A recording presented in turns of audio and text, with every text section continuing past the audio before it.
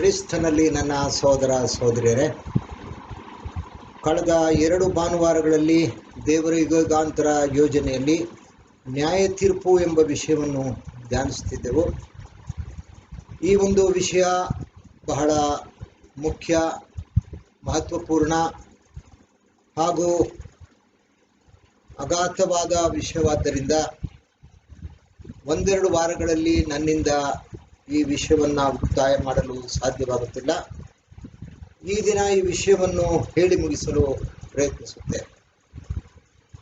ಕಳೆದ ವಾರ ಸಭೆಗೆ ಅಂದರೆ ರಕ್ಷಣೆ ಹೊಂದಿದವರಿಗೆ ಹೇಗೆ ನ್ಯಾಯ ತೀರ್ಪು ಆಗುತ್ತದೆ ಎಂಬ ವಿಷಯವನ್ನು ಧ್ಯಾನ ಮಾಡಿದ್ದೇವೆ. ಅದಕ್ಕೆ ಆದುಕೊಂಡಿದ್ದ ದೇವರ ವಾಕ್ಯ ಅಪೊಸ್ತಲನಾದ ಪೌಲನು ಕೊರಿಂಥದವರಿಗೆ ಬರೆದ ಪತ್ರಿಕೆ 2 ಕೊರಿಂಥ 5:10 ಆಗಿತ್ತು. ಅದರಲ್ಲಿ ನಾವು ನಮ್ಮ ದೇಹದಲ್ಲಿ ನಡೆಸಿದ ಒಳ್ಳೆಯದಕ್ಕಾಗಲಿ ಕೆಟ್ಟದ್ದಕ್ಕಾಗಲಿ ಸರಿಯಾದ ಪ್ರತಿಫಲವನ್ನು ಹೊಂದಲು ಕ್ರಿಸ್ತನ ನ್ಯಾಯಾಸನದ ಮುಂದೆ ಬರಬೇಕಲ್ಲ ಎಂಬ ಒಂದು ವಾಕ್ಯವಾಗಿತ್ತು. ಆ ವಿಷಯದಲ್ಲಿ ಕಳೆದ ಭಾನುವಾರ ಕೂಲಂಕುಷವಾದ ಒಂದು ವಿವರಣೆಯನ್ನು ಸತ್ಯವೇದ ಆಧರಿಸಿ ನಾನು ವಿವರಿಸಿದ್ದೇನೆ. ಈ ದಿನ ಅದರ ಬಗ್ಗೆ ಪುನಃ ಚರ್ಚೆ ಮಾಡೋದು ಬೇಡ. ಈ ದಿನ ನ್ಯಾಯ ತೀರ್ಪು ವಿಷಯದ ಮುಂದಿನ ಭಾಗಗಳನ್ನು ಸ್ವಲ್ಪ ಹೊತ್ತು ಧ್ಯಾನಿಸೋಣ. ದೇವರ ಯೋಜನೆಯಲ್ಲಿ ಮನುಷ್ಯನಿಗೆ ಕಡ್ಡಾಯವಾಗಿ ನೇಮಕವಾದ ವಿಷಯವೇನೆಂದರೆ, ಹೊಸ ಒಡಂಬಡಿಕೆ ಇಬ್ರಿಯ 9:27 ಹೇಳಿರುವಂತೆ ಒಂದೇ ಸಾರಿ ಸಾಯುವುದು, ಆಮೇಲೆ ನ್ಯಾಯ ತೀರ್ಪು ಮನುಷ್ಯನಿಗೆ ನೇಮಕವಾಗಿದೆ. ಈಗಾಗಲೇ ದೇವರ ಯೋಜನೆಯಲ್ಲಿ ಆದಾಮನ ಸಂತತಿಯವರ ಅಂದರೆ ಮನುಷ್ಯರು, ಆದಾಮನು ಪಾಪದಲ್ಲಿ ಬಿದ್ದು ಪಾಪವು ಕೊಡೋ ಸಂಬಳ ಮರಣವೆಂದು ಶಾಪಗ್ರಸ್ತನಾದ ದಿನದಿಂದ 6,000 ವರ್ಷಗಳು ಸಂಧಿಸುತ್ತಿದ್ದರು. ದೇವರು ಅಂದರೆ ಯಾವ ದೇವರು ಮನುಷ್ಯರ ಪಾಪ ವಿಮೋಚನೆಗೆ ಮಾಡಿದ್ದ ಒಂದು ದಿವ್ಯವಾದ ಯೋಜನೆಯನ್ನು ಕಂಡುಕೊಳ್ಳದೆ ಲೌಕಿಕದಲ್ಲಿಯೋ ಮನೋರಂಜನೆಯಲ್ಲಿಯೋ ತನ್ನ ಜೀವಮಾನವನ್ನೆಲ್ಲ ಕಳೆದು ಸೃಷ್ಟಿಕರ್ತನಾದ ಯಾವೇ ದೇವರನ್ನು ಸ್ಮರಿಸಿ ಮಹಿಮೆ ಪಡಿಸಲಿಲ್ಲ. ಬದಲಿಗೆ ದೇವರೇ ಇಲ್ಲವೆಂದು ತಾವೇ ಘೋಷಿಸಿಕೊಂಡರು. ಭಕ್ತನಾದ ದಾವಿದನು ಕೀರ್ತನೆ 14:1 ಹೇಳುವಂತೆ, ದುರ್ಮತಿಗಳು ದೇವರಿಲ್ಲವೆಂದು ಮನಸ್ಸಿನಲ್ಲಿ ಅಂದುಕೊಂಡಿದ್ದಾರೆ, ಅವರು ಕೆಟ್ಟು ಹೋದವರು, ಅವರು ಒಳ್ಳೆಯದನ್ನು ಕಾಣುವುದೇ ಇಲ್ಲವೆಂದು ಹೇಳಿದ. ಹಾಗಾದರೆ ದೇವರ ಯೋಜನೆಯನ್ನೇ ತಿರಸ್ಕರಿಸಿದ್ದಾರೆ, ದೇವರನ್ನೇ ತಿರಸ್ಕರಿಸಿದ್ದಾರೆ. ಮಾತ್ರವಲ್ಲದೆ ತಮ್ಮ ಪಾಪಗಳಿಗೆ ಮಹಾಪ್ರಾಯಶ್ಚಿತ್ತ ಯಜ್ಞವನ್ನು ಕೊಟ್ಟ ಕ್ರಿಸ್ತನ್ನೇ ಅಂದ್ರೆ ಮೆಸ್ಸಾಯನನ್ನೇ ತನ್ನ ಒಡೆಯನು ಮತ್ತು ವಿಮೋಚಕನೆಂದು ಹೃದಯಪೂರ್ವಕವಾಗಿ ಬಾಯಿಂದ ಅರಿಕೆ ಮಾಡಲಿಲ್ಲ. ಆದ್ದರಿಂದ ದೇವರು ನಿರ್ವಾಹವಿಲ್ಲದೆ ತನ್ನ ದಿವ್ಯ ಯೋಜನೆಯಂತೆ ತಾನು ಸೃಷ್ಟಿಸಿದ ಮನುಕುಲವನ್ನು ದಂಡಿಸಲೇಬೇಕು ಅಂತಕ್ಕಂಥ ಅವರ ಯೋಜನೆ. ಅದೇ ಜನಾಂಗಗಳ ನ್ಯಾಯ ತೀರ್ಪು ಎಂಬ ಹೆಸರಿನಲ್ಲಿ ದೇವರ ಯೋಜನೆ ಪ್ರಸಿದ್ಧಿಗೆ ಬಂದಿದೆ. ಕಳೆದ ಬಾರಿ ನಾ ಹೇಳಿದ್ದೆ, ವ್ಯಕ್ತಿಗತವಾದ ತೀರ್ಪುಗಳಿರ್ತವೆ, ಜನಾಂಗಗಳಿಗೆ ತೀರ್ಪಿದೆ, the judgment of the nations. ಇದಲ್ಲದೆ ಇಸ್ರೇಲ್ ಜನಕ್ಕೆ ದೇವರ ಯೋಜನೆಯಲ್ಲಿ ಒಂದು ಪ್ರತ್ಯೇಕವಾದ ಒಂದು ನ್ಯಾಯ ತೀರ್ಪು ಆಗಬೇಕು.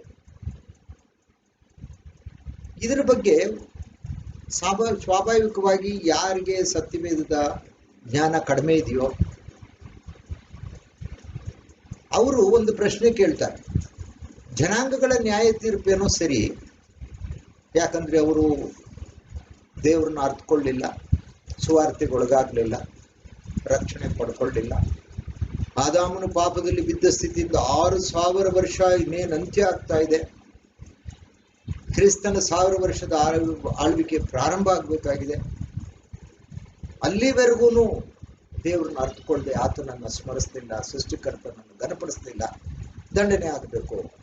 ಆದರೆ ಇಸ್ರೇಲ್ಗೆ ಯಾಕೆ ಪ್ರತ್ಯೇಕವಾಗಿ ಒಂದು ದಂಡನೆ ಆಗಬೇಕು ಅಂತ ಒಂದು ಉಬ್ಬೇರಿಸಿ ಯೋಚನೆ ಮಾಡಬೇಕು. ಆದ್ರಿಂದ ಈ ದಿನ ಈ ಇಸ್ರೇಲ್ ಯಾರು ಅಂತಕ್ಕಂಥ ಒಂದು ವಿಷಯವನ್ನ ತಿಳ್ಕೊಳ್ಳೋದು ಒಳ್ಳೆಯದು. ಆದರೆ ಈ ವಿಷಯವು ಒಂದು ಬಹುದೊಡ್ಡ ವಿಷಯ. ಅದು ನಮ್ಮ ಸಬ್ಜೆಕ್ಟು ಅಲ್ಲ, ನಾವು ಚರ್ಚಿಸಬೇಕಾದ ವಿಷಯವೂ ಅಲ್ಲ. ಆದರೂ ಸಹ ಇಸ್ರೇಲ್ಗೆ ಪ್ರತ್ಯೇಕವಾಗಿ ಒಂದು ದಂಡನೆ ಆಗಬೇಕು, ನ್ಯಾಯ ತೀರ್ಪು ಆಗಬೇಕು ಅನ್ನೋ ವಿಷಯ ಬಂದಾಗ ಒಂದು ಸಂಕ್ಷೇಪವಾಗಿ ಇಸ್ರೇಲ್ ಅನ್ನೋರು ಯಾರು ಅಂತಕ್ಕಂಥ ವಿಷಯವನ್ನು ನಾವು ಧ್ಯಾನ ಮಾಡಿ ಅವರಿಗೆ ಹೇಗೆ ಪ್ರತ್ಯೇಕವಾಗಿ ತೀರ್ಪಾಗ್ತದೆ ಅನ್ನೋದನ್ನು ನಾವು ನೋಡೋಣ. ಈಗ ನಾವು ಇತಿಹಾಸವನ್ನು ನೋಡಿದ್ರೆ ಇಸ್ರೇಲ್ ಜನಗಳನ್ನ ದೇವರಾದುಕೊಂಡ ಜನಾಂಗ, ಇವರು ಸ್ವಕೀಯ ಪ್ರಜೆ ಅಂತ ಹೇಳಿದ್ರೆ ಚರಿತ್ರೆಯಲ್ಲಿ ಅವ್ರನ್ನ ಗುರುತು ಮಾಡಬಹುದು. ಆ ಇಸ್ರೇಲ್ ಯಾರು ಅಂತ ಪ್ರಸ್ತಾಪಿಸೋ ಮೊದಲು ನಾನು ಆ ವಿಷಯಕ್ಕೆ ಆಯ್ದುಕೊಳ್ಳುವ ಮೊದಲನೇ ವಚನ ಆಮೋಸ 3:2. ಭೂಮಿಯ ಸಕಲ ಕುಲಗಳೊಳಗೆ ನಿಮ್ಮನ್ನು ಮಾತ್ರ ನನ್ನವರೆಂದು ಅರಿತುಕೊಂಡಿದ್ದೇನೆ. ಆದ ಕಾರಣ ನಿಮ್ಮ ಎಲ್ಲಾ ಪಾಪಗಳ ಫಲವನ್ನು ನಿಮಗೆ ತಿನ್ನಿಸುವೆನು. ಈ ಒಂದು ಪ್ರವಾದನ ವಾಕ್ಯ ಎಷ್ಟು ಚೆನ್ನಾಗಿದೆ ಅಂದ್ರೆ, ತಂದೆಯಾದ ದೇವರು ಈ ಭೂಲೋಕದಲ್ಲಿ ಕೋಟ್ಯಾನುಕೋಟಿ ಜನಸಂಖ್ಯೆಯನ್ನ ಉಂಟು ಮಾಡಿದ್ರು ಸಹ ಇಸ್ರೇಲ್ನ ತನ್ನ ಸ್ವಕೀಯ ಪ್ರಜೆ, ದೇವರಾದುಕೊಂಡ ಜನಾಂಗ ಅಂತ ನಾವು ಚರಿತ್ರೆಯಲ್ಲಿ ಗುರುತಿಸೋಸರ ಅವ್ರನ್ನ ಮಾತ್ರ ಮೊದಲಿಗೆ ಆರಿಸ್ಕೊಂಡು ಅವ್ರಿಗೆಲ್ಲ ದೈವಿಕ ಸಂದೇಶಗಳನ್ನ ಅವ್ರಿಗೆ ಮಾತ್ರ ಕೊಟ್ಟರು. ಈ ಸುವಾರ್ಥ ಯುಗ ಪ್ರಾರಂಭ ಆಗೋವರೆಗೆ ಹಿಂದೆ ಈ ಲೋಕದಲ್ಲಿದ್ದ ಜನಗಳನ್ನ ಎರಡಾಗಿ ವರ್ಗೀಕರಿಸಿದೆ ಸತ್ಯವೇದ, ಜ್ಯೂಸ್ ಅಂಡ್ ಜೆಂಟೈಲ್ಸ್ ಅಂತ. ಜ್ಯೂಸ್ ಅಂದ್ರೆ ಇಸ್ರೇಲ್ ಜನ, ಎಲ್ಲ ದೈವಿಕ ಸಂದೇಶಗಳನ್ನ ಅವ್ರಿಗೆ ಮಾತ್ರ ಪ್ರಕಟ ಮಾಡಿ ಅವ್ರನ್ನ ತನ್ನ ಸ್ವಕೀಯ ಪ್ರಜೆ ಅಂತಕ್ಕಂಥ ಒಂದು ಒಡಂಬಡಿಕೆಯನ್ನ ಮಾಡ್ಕೊಂಡಿದ್ರು ದೇವರವರು. ಹಾಗಾದ್ರೆ ಎಲ್ಲ ದೈವಿಕ ಸಂದೇಶವನ್ನ, ತನ್ನ ಯೋಜನೆಯನ್ನ ಅವರಿಗೆ ತಿಳಿಸಿದ ಮೇಲೆ ಅವರಿಂದ ಹೆಚ್ಚು ಒಂದು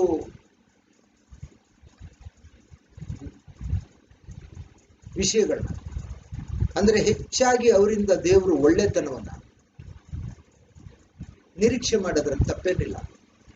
ಆದ್ರಿಂದ ಇಲ್ಲಿ ಎಷ್ಟು ಚೆನ್ನಾಗಿ ಬರೆದಿರ್ತಾರೆ, ಭೂಮಿಯ ಸಕಲ ಕುಲಗಳೊಳಗೆ ನಿಮ್ಮನ್ನು ಮಾತ್ರ ನನ್ನವರೆಂದು ಅರಿತುಕೊಂಡಿದ್ದೇನೆ.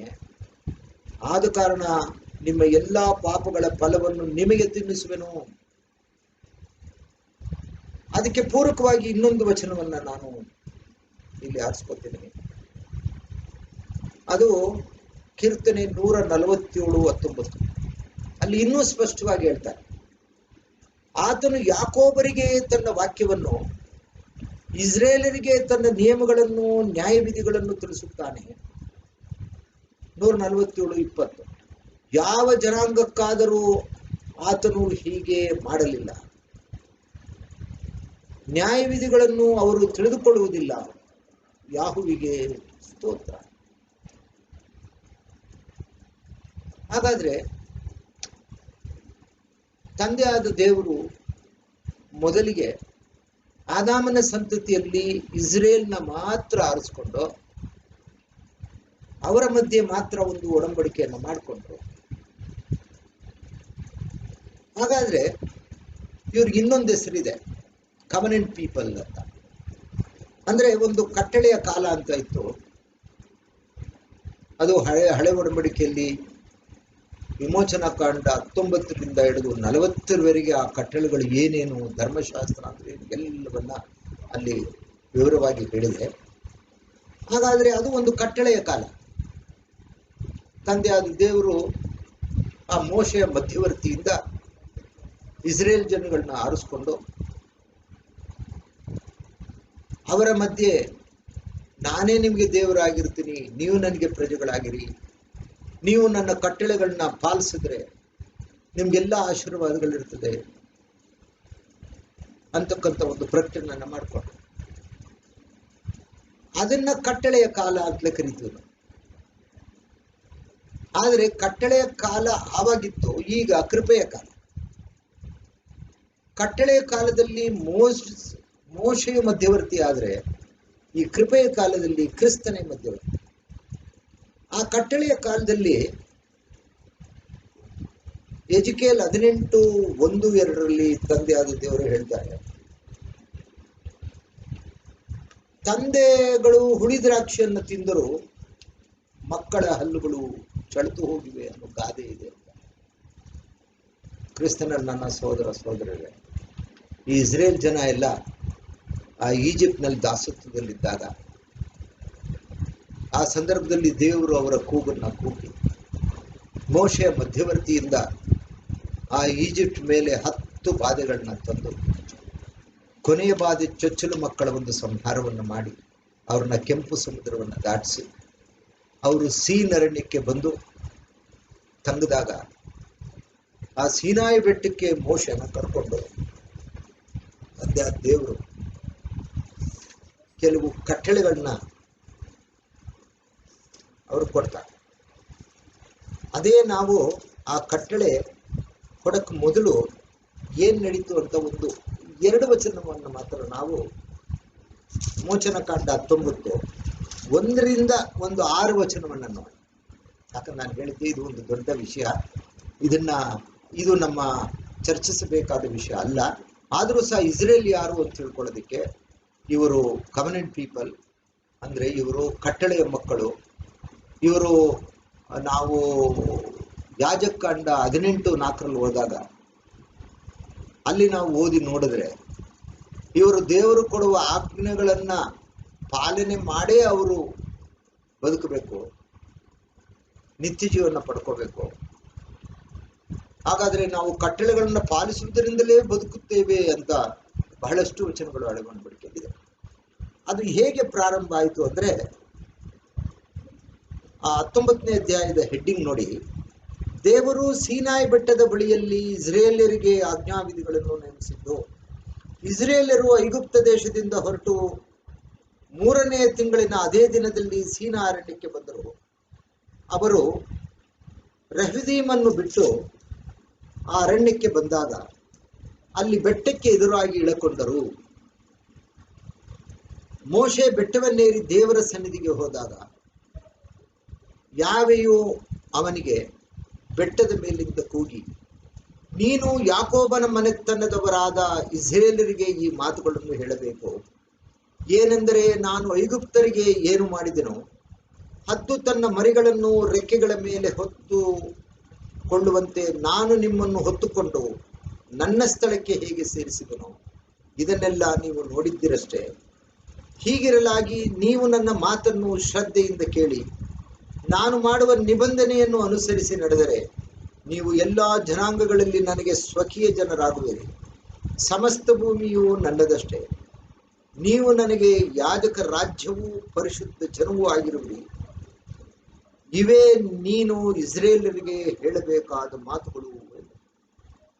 ಹಾಗಾದರೆ ಕ್ರಿಸ್ತನನ್ನ ಸಹೋದರ ಸಹೋದರಿ, ಸ್ವಕೀಯ ಪ್ರಜೆ, ರಾಜವಂಶಸ್ಥರಾದ ಯಾಜಕರು, ಯಾಜಕ ವರ್ಗ, ಯಾಜಕ ದೇಶ, ಇಷ್ಟೆಲ್ಲವನ್ನ ಹೇಳಿ 20ನೇ ಅಧ್ಯಾಯದಲ್ಲಿ ಅದೇ ವಿಮೋಚನ ಕಾಂಡದಲ್ಲಿ ದಶಾಜ್ಞೆಗಳನ್ನ ಕೊಟ್ಟು ಅಲ್ಲಿಂದ ಅಧ್ಯಾಯ 40ರವರೆಗೂ, ವಿಮೋಚನ ಕಾಂಡ 40ರವರೆಗೂ ಬಹಳಷ್ಟು ಆಜ್ಞಾವಿಧಿಗಳನ್ನ ಅವರು ಕೊಟ್ಟು, ನೀವು ಆ ಯಾಜಕಾಂಡ 18:4 ಹೇಳಿರೋ ಪ್ರಕಾರ ಆ ಕಟ್ಟಳೆಯ ಕಾಲದಲ್ಲಿ ನನ್ನ ಆಜ್ಞಾವಿಧಿಗಳ ಪ್ರಕಾರ ನಡೆದುಕೊಳ್ಳುವವನು ಆ ಆಜ್ಞೆಯ ವಿಧಿಗಳ ಮೂಲಕ ಬದುಕುವನು. ಆದ್ದರಿಂದ ನೀವು ಅವುಗಳನ್ನು ಅನುಸರಿಸಬೇಕು, ನಾನೇ ಯಾವೆಯೋ ಅಂತ. ಆ ಕಾಲ ಆಗಿತ್ತು, ಅದು ಕಟ್ಟಳೆಯ ಕಾಲ. ಈಗ ಈ ಕಟ್ಟಳೆ ಕಾಲದಲ್ಲಿ ನಾವಿಲ್ಲ, ಇದು ಕೃಪೆಯ ಕಾಲ. ನಾವುಗಳು ನಂಬಿಕೆಯಿಂದಲೇ ಬದುಕ್ತೀವಿ. ಹಾಗಾದ್ರೆ ಅದಕ್ಕೆ ಮೊದಲು ಇನ್ನೊಂದು ವಿಷಯವನ್ನು ನೋಡೋಣ. ಈಗ ಆಜ್ಞಾವಿಧಿಗಳನ್ನೆಲ್ಲ ದೇವರು ಇಸ್ರೇಲ್ ಕೊಟ್ಟಾಗ ಇಸ್ರೇಲ್ ಅದನ್ನು ಒಪ್ಕೊಂಡು ಆಯ್ತು ನಾವು ಪಾಲಿಸುವ ಅಂತ ಮೋಶೆಗೆ ಹೇಳಿದ್ರು. ಆ ಆಜ್ಞಾವಿಧಿಗಳನ್ನೆಲ್ಲ ಬರೆದು ಅದನ್ನೆಲ್ಲ ರಕ್ತದಿಂದ ಪ್ರೋಕ್ಷಣೆ ಮಾಡಿ ಅದನ್ನ ತಂದೆಯಾದ ದೇವರ ಮುಂದೆ ಮೋಶೆ ಅದನ್ನ ಸ್ಥಿರಪಡಿಸ್ತಾರೆ. ಅದೇ ಮೊಸಾಯಿಕ್ ಕವನೆಂಟ್, ಮೋಶೆಯ ಮಧ್ಯವರ್ತಿಯಲ್ಲಿ ಮಾಡಿದ ಒಂದು ಕಟ್ಟಳೆಗಳು. ಅಂದ್ರೆ ಆ ಒಂದು ಒಡಂಬಡಿಕೆ. ಆದರೆ ಮೋಶೆಯ ಒಡಂಬಡಿಕೆಯಲ್ಲಿ ಏನು ಹೇಳುತ್ತೆ ಅಂದ್ರೆ, ಈಗ ಯೆರೆಮೀಯ 31:29 ಅದರ ಬಗ್ಗೆ ಪ್ರಸ್ತಾಪ ಮಾಡ್ತಾರೆ. ಅದಕ್ಕಿಂತ ಮೊದಲು ನಾವು ಈ ಕೆಲವು ವಚನಗಳನ್ನ ನೋಡುವಾಗ ಹಳೆ ಒಡಂಬಡಿಕೆಯಲ್ಲಿ ಏನು ಹೇಳ್ತದೆ, ತಂದೆಗಳು ಹುಳಿ ದ್ರಾಕ್ಷಿಯನ್ನು ತಿಂದ್ರು ಮಕ್ಕಳ ಹಲ್ಲುಗಳು ಚಳಿತು ಹೋದವು ಅನ್ನೋ ಗಾದೆ ಇದೆ.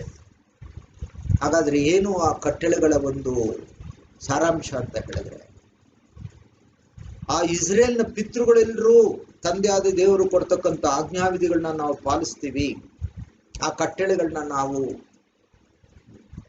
ಮನ್ನಣೆ ಮಾಡಿ ಅದರ ಪ್ರಕಾರ ನಾವು ನಡ್ಕೋತೀವಿ ಅಂತ ಅವರು ತಂದೆ ಆದ ದೇವರ ಮುಂದೆ ಅವರು ಒಪ್ಕೊಂಡ್ರು, ಪ್ರಮಾಣೀಕರಿಸಿದ್ರು. ಅದು ಸ್ಥಿರಪಟ್ಟ ಒಂದು ಧರ್ಮಶಾಸ್ತ್ರವಾಯಿತು.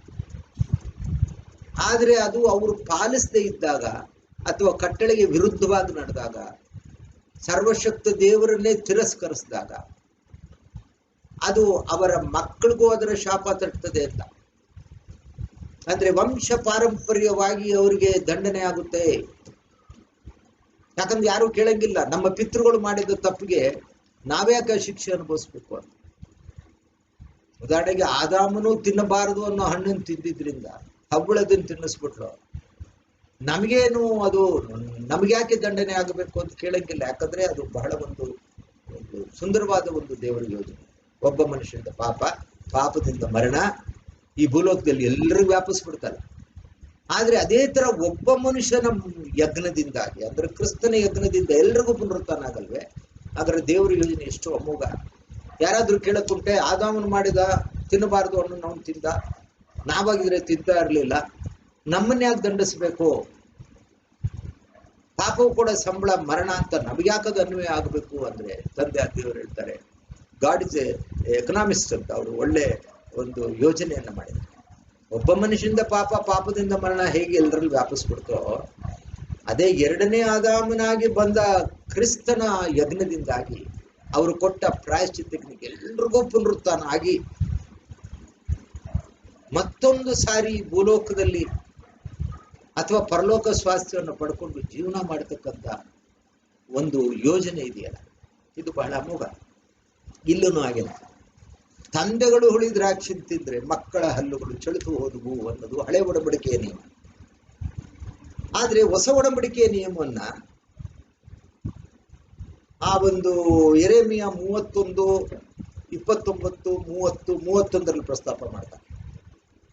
ಅಂದ್ರೆ ಹಿಂದೆ ಇತ್ತಲ್ಲ ಒಂದು ಕಟ್ಟಳೆ, ತಂದೆಗಳು ಹುಳಿ ದ್ರಾಕ್ಷಿಯನ್ನ ತಿಂದ್ರು ಮಕ್ಕಳ ಹಲ್ಲೆಲ್ಲ ಚಳಿತೋಯ್ತು ಅನ್ನೋ ನಿಯಮ ಈಗಿಲ್ಲ.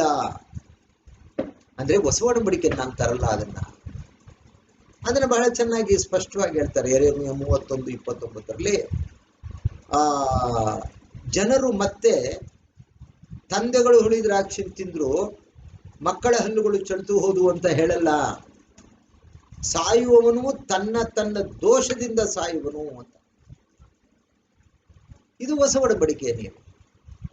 ಹಾಗಾದ್ರೆ ಕ್ರಿಸ್ತನನ್ನ ನನ್ನ ಸೋದರರೇ, ಈ ತರ ಒಂದು ಕಟ್ಟಳೆಯ ಕಾಲದಲ್ಲಿ ದೇವರು ಇಸ್ರೇಲ್ನ ಆರಿಸ್ಕೊಂಡ್ರು.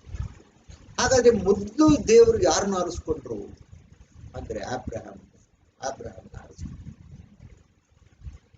ಅಬ್ರಹಾಮನ ಆರಿಸ್ಕೊಂಡಿದ್ದು ಯಾಕೆ ಬೇಕು ಅಂದ್ರೆ, ಅಬ್ರಹಾಮನೇ ಜನಾಂಗಗಳ ತಂದೆ ಆಗಿದ್ದು, ಅಬ್ರಹಾಮನೇ ಈ ಒಂದು ಇಸ್ರೇಲ್ಗೆ ಮೂಲ ಪುರುಷ, ಮತ್ತೆ ಈವನ್ ಸಭೆಗೆ ಆತನೇ ತಂದೆ. ಆದ್ರಿಂದ ನಾವೇನ್ ಮಾಡೋಣ, ಎಲ್ಲವನ್ನ ಓದಕ್ಕೆ ಸಮಯ ಇಲ್ಲದೆ ಇರೋದ್ರಿಂದ ಕೆಲವನ್ನು ಮಾತ್ರ ಓದೋಣ. ಆದಿಕಾಂಡ 12ರಿಂದ ಆದಿಕಾಂಡ 12ನೇ ಅಧ್ಯಾಯ 1ರಿಂದ 5 ವಚನಗಳನ್ನ ಓದ. ಒಂಚೂರು ಮಾಹಿತಿ ಸಿಗುತ್ತೆ ನಮಗೆ. ಯಾವೆಯು ಅಬ್ರಾಮನಿಗೆ, ನೀನು ಸ್ವದೇಶವನ್ನು, ಬಂಧು ಬಳಗವನ್ನು, ತಂದೆಯ ಮನೆಯನ್ನು ಬಿಟ್ಟು ನಾನು ತೋರಿಸುವ ದೇಶಕ್ಕೆ ಹೊರಟು ಹೋಗು. ನಾನು ನಿನ್ನನ್ನು ದೊಡ್ಡ ಜನಾಂಗವಾಗುವಂತೆ ಮಾಡಿ ಆಶೀರ್ವದಿಸಿ ನಿನ್ನ ಹೆಸರನ್ನು ಪ್ರಖ್ಯಾತಿಗೆ ತರುವೆನು. ನೀನು ಆಶೀರ್ವಾದ ನಿಧಿಯಾಗುವಿ.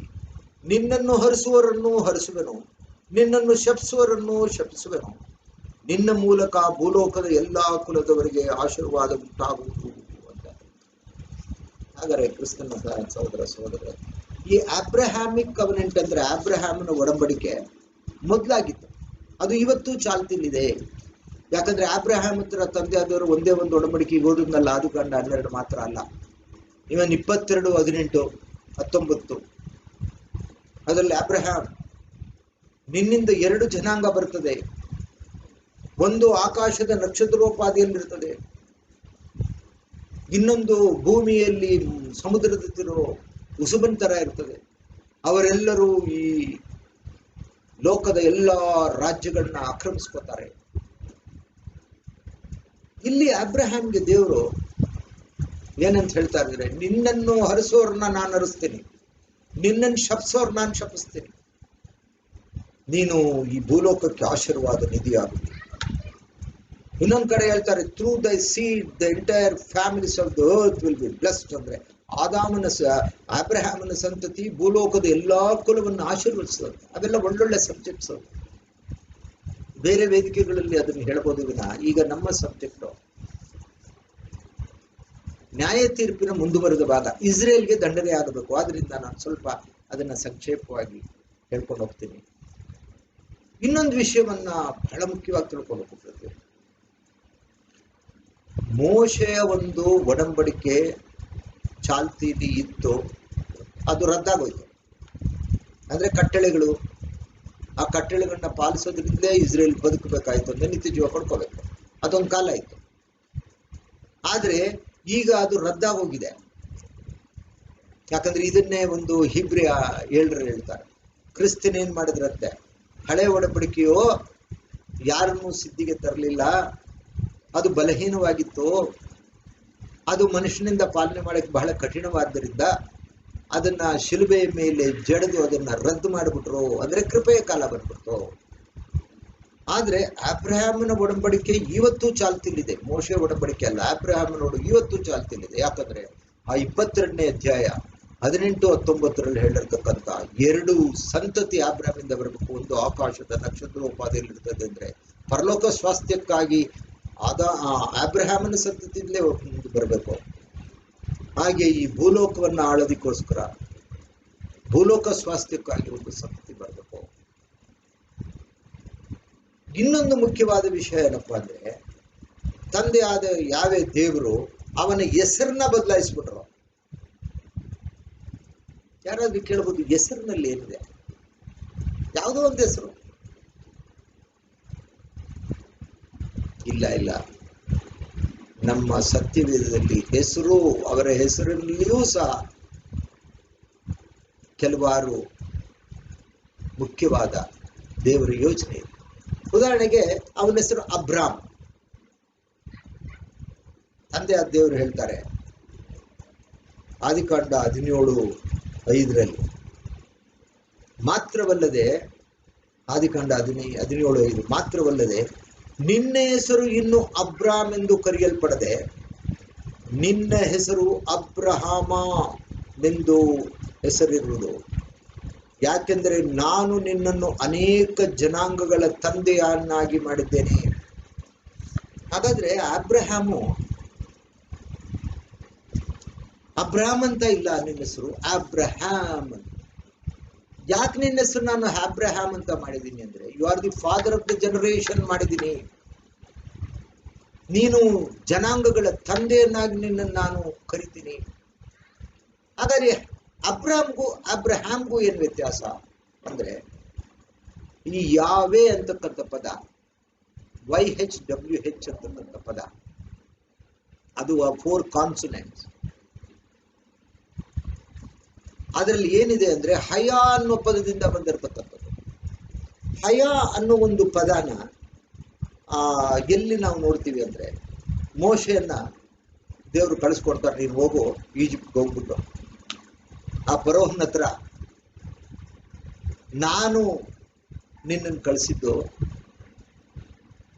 ಆ ದೇವರಾದುಕೊಂಡ ಇಸ್ರೇಲ್ ಜನಾಂಗವನ್ನ ನೀನು 3 ದಿನ ಬಿಟ್ಕೊಡ್ಬೇಕು.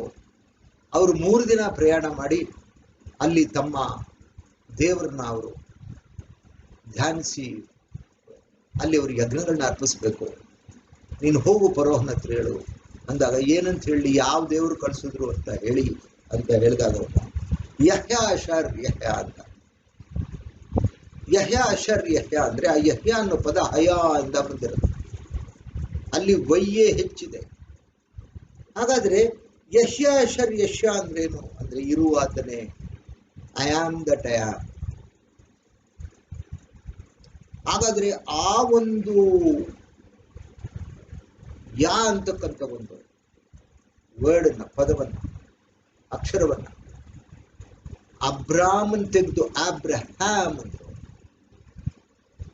ಹಾಗಾದ್ರೆ ಆಬ್ರಹಾಮ್ನಲ್ಲಿ ಹೆಚ್ಚೇ ಬರುತ್ತೆ, ಅದು ವೈಯಿಂದ ಕಮೆಂಟ್ಸ್ ಆಗುತ್ತೆ ಯಾ. ಹಾಗಾದ್ರೆ ತಂದೆಯಾದ ದೇವರು ತನ್ನ ಹೆಸರನ್ನ ಆಬ್ರಹಾಮನ ಹೆಸರಿನಲ್ಲಿ ಸೇರಿಸಿದ್ರು. ಅದಕ್ಕೆ ಅವ್ರು ಕಾರಣ ಕೊಡ್ತಾರೆ, ಯಾಕೆಂದ್ರೆ ನಾನು ನಿನ್ನನ್ನು ಅನೇಕ ಜನಾಂಗಗಳ ತಂದೆಯನ್ನಾಗಿ ಮಾಡಿದ್ದೇನೆ ಅಂತ ಹೇಳ್ತಾರೆ. ಅದಕ್ಕೆ ಈ ಅಬ್ರಹಾಮ್ನ ಒಡಂಬಡಿಕೆ ಎಷ್ಟು ಮುಖ್ಯವಾಗ್ತದೆ ನಮಗೆ ಅಂತ ಹೇಳಿದ್ರೆ, ಆ ಗಲಾತ್ಯ 3:29 ಸ್ವಲ್ಪ ನೆನ್ಪಿಟ್ಕೊಳ್ಳೋಣ. ನೀವು ಕ್ರಿಸ್ತನವರಾದ್ರೆ ಅಬ್ರಹಾಮನ ಸಂತತಿಯವರು, ವಾಗ್ದಾನಕ್ಕೆ ಬಾಧ್ಯರು. ಹಾಗಾದ್ರೆ ನಾವು ಕ್ರಿಸ್ತನ್ನ ಒಪ್ಕೊಂಡು ಆತನ ಹೆಜ್ಜೆ ಜಾಡನ್ನು ನಡಿತೀನಿ, ಆತನ ನನ್ನ ಒಡೆಯ, ನನ್ನ ವಿಮೋಚಕ ಅಂತ ಕಳೆದ ಬಾರಿನೇ ಹೇಳಿದೆ. ನಾವು ಬಾಯಿನಲ್ಲಿ ಅರಿಕೆ ಮಾಡಿಬಿಟ್ರೆ, ಕ್ರಿಸ್ತನ್ ನಾನು ನನ್ನ ಒಡೆಯ ಅಂತ ನಂಬಿ ಕ್ರಿಸ್ತನವನಾಗ್ಬಿಟ್ರೆ, ನಾನು ಅಬ್ರಹಾಮನ ಸಂತತಿಯವರು, ವಾಗ್ದಾನಕ್ಕೆ ಬಾಧ್ಯರದ್ದು. ಹಾಗಾದ್ರೆ ಅಬ್ರಹಾಮ್ಗೆ ದೇವರು ಏನೇನು ವಾಗ್ದಾನ ಮಾಡಿದ್ರೋ ಆ ಎಲ್ಲಾ ವಾಗ್ದಾನಕ್ಕೆ ನಾವು ಬಾಧ್ಯರು. ಈಗ ನಾವು ನೀವೆಲ್ಲ ಯೋಚನೆ ಮಾಡಿದ್ರೆ ಜೆಂಟೈಲ್ಸ್ ನಾವು. ಅದಕ್ಕೆ ಅಪೊಸ್ತಲನಾದ ಪೌಲ 3:29 ಗಲಾತ್ಯ ಬರ್ದಿರಿ, ನೀವು ಕ್ರಿಸ್ತನವರಾದ್ರೆ ಅಬ್ರಹಾಮನ ಸಂತತಿಯವರಾಗ್ಬಿಡ್ತೀರಿ. ವಾಗ್ದಾನಕ್ಕೆ ಬಾಧ್ಯರಂದ್ರೆ ಯಾವ ವಾಗ್ದಾನ? ಎಲ್ಲ ಒಡಂಬಡಿಕೆಗಳಲ್ಲಿ ಏನೇನಿರ್ತವೆ? ಕೆಲವು ವಾಗ್ದಾನಗಳಿರ್ತವೆ, ಕೆಲವು ಷರತ್ತುಗಳಿರ್ತವೆ. ಆದ್ರೆ ಅಬ್ರಹಾಮನ ಒಡಂಬಡಿಕೆಯಲ್ಲಿ ಯಾವುದೇ ಷರತ್ತಿಲ್ಲ, ಬರೀ ವಾಗ್ದಾನಗಳು, ಓನ್ಲಿ ಪ್ರಾಮಿಸಸ್. ಆದರೆ ಮೋಸಾಯಿಕ್ ಕವೆನೆಂಟ್ ಅಂದ್ರೆ ಮೋಶೆ ಒಡಂಬಡಿಕೆಯಲ್ಲಿ ವಾಗ್ದಾನಗಳು ಇದೆ, ಷರತ್ತುಗಳು ಇದೆ. ವಾಗ್ದಾನಗಳು ಷರತ್ತುಗಳು ಒಂದು ನಾಣ್ಯದ ಎರಡು ಮುಖ ಇದ್ದಂತೆ. ಉದಾಹರಣೆಗೆ ನಮ್ಮ ಭಾರತ ಸಂವಿಧಾನದಲ್ಲಿ ಪೌರನಿಗೆ ಎಷ್ಟು ಹಕ್ಕುಗಳಿದೆಯೋ ಪೌರನ ಕರ್ತವ್ಯಗಳು ಇದೆ. ಹಕ್ಕು ಮತ್ತು ಕರ್ತವ್ಯಗಳು ಒಂದು ನಾಣ್ಯದ ಎರಡು ಮುಖ ಅಂತ. ಆದರೆ ಈ ಅಬ್ರಹಾಮನ ಒಡಂಬಡಿಕೆಯಲ್ಲಿ ಷರತ್ತುಗಳಿಲ್ಲ. ನೀವು ಕ್ರಿಸ್ತನವರಾದ್ರೆ ನೀವು ಅಬ್ರಹಾಮನ ಸಂತತಿಯವರು, ವಾಗ್ದಾನಕ್ಕೆ ಬಾಧ್ಯರು. ಎಂತೆಂಥ ವಾಗ್ದಾನ ಇದೆ ಅಬ್ರಹಾಮನ ಒಡಂಬಡಿಕೆಯಲ್ಲಿ. ನಿನ್ನ ನರಸೋರ್ನ ನಾನು ಅರಸ್ತೀನಿ, ನಿನ್ನನ್ನು ಶಪಿಸೋರ್ನ ನಾನು ಶಪಿಸ್ತೀನಿ, ನೀನು ಆಶೀರ್ವಾದ ನಿಧಿ. ಥ್ರೂ ದೈ seed the entire families of the earth will be blessed ಅಂದ್ರು ಒಂದ್ ಕಡೆ ಆದಿಕಾಂಡ. ಅಂದ್ರೆ ಅಬ್ರಹಾಮನ ಸಂತತಿ ಮುಂದೆ ಈ ಭೂಲೋಕವನ್ನು ಆಶೀರ್ವಾದ ಮಾಡ್ತದೆ ಆ 1000 ವರ್ಷದ ಆಳ್ವಿಕೆಯಲ್ಲಿ. ಸೊ ಇದೆಲ್ಲ ವಾಗ್ದಾನಕ್ಕೆ ನಾವು ಸಹ ಬಾಧ್ಯರು ಅಂತಕ್ಕಂಥ ಒಂದು ವಿಷಯ. ಹಾಗಾದ್ರೆ ಅಬ್ರಹಾಮ್ ಆದ್ಮೇಲೆ ಅಬ್ರಹಾಮ್ ಹತ್ರ ಏನೇನು ಒಡಂಬಡಿಕೆ ಮಾಡ್ಕೊಂಡ್ರೋ ಅದನ್ನ ಅವನ ಮಗನಾದ ಈಸಾಕ್ನ ಹತ್ರ ಮಾಡ್ಕೊಂಡ್ರು. ಈಸಾಕ್ ಹತ್ರ ಅಬ್ರಹಾಮ್ ಹತ್ರ ಏನೇನು ಒಡಂಬಡಿಕೆ ಮಾಡ್ಕೊಂಡ್ರೋ ತದನಂತರದಲ್ಲಿ ಅದು ಈಸಾಕನ ಮಗನಾದ ಯಾಕೋಬನ ಹತ್ರ ಮಾಡ್ಕೊಂಡ್ರು. ಹಾಗಾದ್ರೆ ಒಂದೊಂದೇ ವಚನ ನೋಡೋಣ. ಅಬ್ರಹಾಮ್ ಹತ್ರ ಏನ್ ಒಡಂಬಡಿಕೆ ಮಾಡ್ಕೊಂಡ್ರು ತಂದೆ ಅದು ದೇವರು, ಅದನ್ನ ಈಸಾಕ್ ಹತ್ರ ಮಾಡ್ಕೊಂಡ್ರು. ಅದು ಆದಿಕಾಂಡ 26:4 ನಿನ್ನ ಸಂತತಿಯನ್ನು ಆಕಾಶದ ನಕ್ಷತ್ರದಂತೆ ಹೆಚ್ಚಿಸುವೆನು, ನಿನ್ನ ಸಂತತಿಗೆ ಈ ಪ್ರದೇಶಗಳನ್ನೆಲ್ಲ ಕೊಡುವೆನು, ನಿನ್ನ ಸಂತತಿಯಲ್ಲಿ ಭೂಮಿಯ ಜನಾಂಗಗಳೆಲ್ಲ ಆಶೀರ್ವದಿಸಲ್ಪಡುವುದು. ಅಲ್ಲಿ ಹೇಳಿದ್ರು, ನಿನ್ನ ಸಂತತಿಯ ಮೂಲಕ ಭೂಲೋಕದ ಎಲ್ಲಾ ಕುಲಗಳಿಗೆ ಆಶೀರ್ವಾದ ಆಗ್ತದೆ ಅಂತ. ಅದೇನು ಇಲ್ಲಿ ರಿಪೀಟ್ ಮಾಡುದು ಈಸಾಕ್. ನೆಕ್ಸ್ಟ್ ಈಸಾಕ್ ಆದ್ಮೇಲೆ ಅವನ ಮಗ ಯಾಕೋಬ್. ಯಾಕೋಬನಿಗೆ ಇದೇ ಆದಿಕಾಂಡ 28:14 ಹೇಳಿದ್ರು, ನಿನ್ನ ಸಂತತಿಯು ಭೂಮಿಯ ಧೂಳಿನಷ್ಟು ಆಗುವುದು, ನೀನು ಪಶ್ಚಿಮ ಪೂರ್ವ ಉತ್ತರ ದಕ್ಷಿಣಗಳಿಗೆ ಹರಡಿಕೊಳ್ಳುತ್ತೀಯ, ನಿನ್ನಿಂದ ನಿನ್ನ ಸಂತತಿಯಿಂದಲೂ ಭೂಮಿಯ ಎಲ್ಲಾ ಕುಲದವರು ಆಶೀರ್ವದಿಸಲ್ಪಡುವರು. ಅದೇ ತರ ಆದಿಕಾಂಡ 32:28 ಹೇಳ್ತಾರೆ. ಅದಕ್ಕೆ ಆತನು ನೋಡಿ, ಇಲ್ಲಿ ಯಾಕೋಬನ ಹೆಸರನ್ನು ಬದಲಾಯಿಸ್ತಾರೆ. ಇದು ಬಹಳ ಮುಖ್ಯವಾದ. ಯಾಕೋಬ ಅಲ್ಲಿ ಅಬ್ರಾಮ್ ಇದ್ದಿದ್ದು ಅಬ್ರಹಾಮ್ ಆದ. ಇಲ್ಲಿ ಯಾಕೋಬನಿಂದ ಒಂದು ರಾಷ್ಟ್ರನೇ ಬರಬೇಕಾಗಿತ್ತು.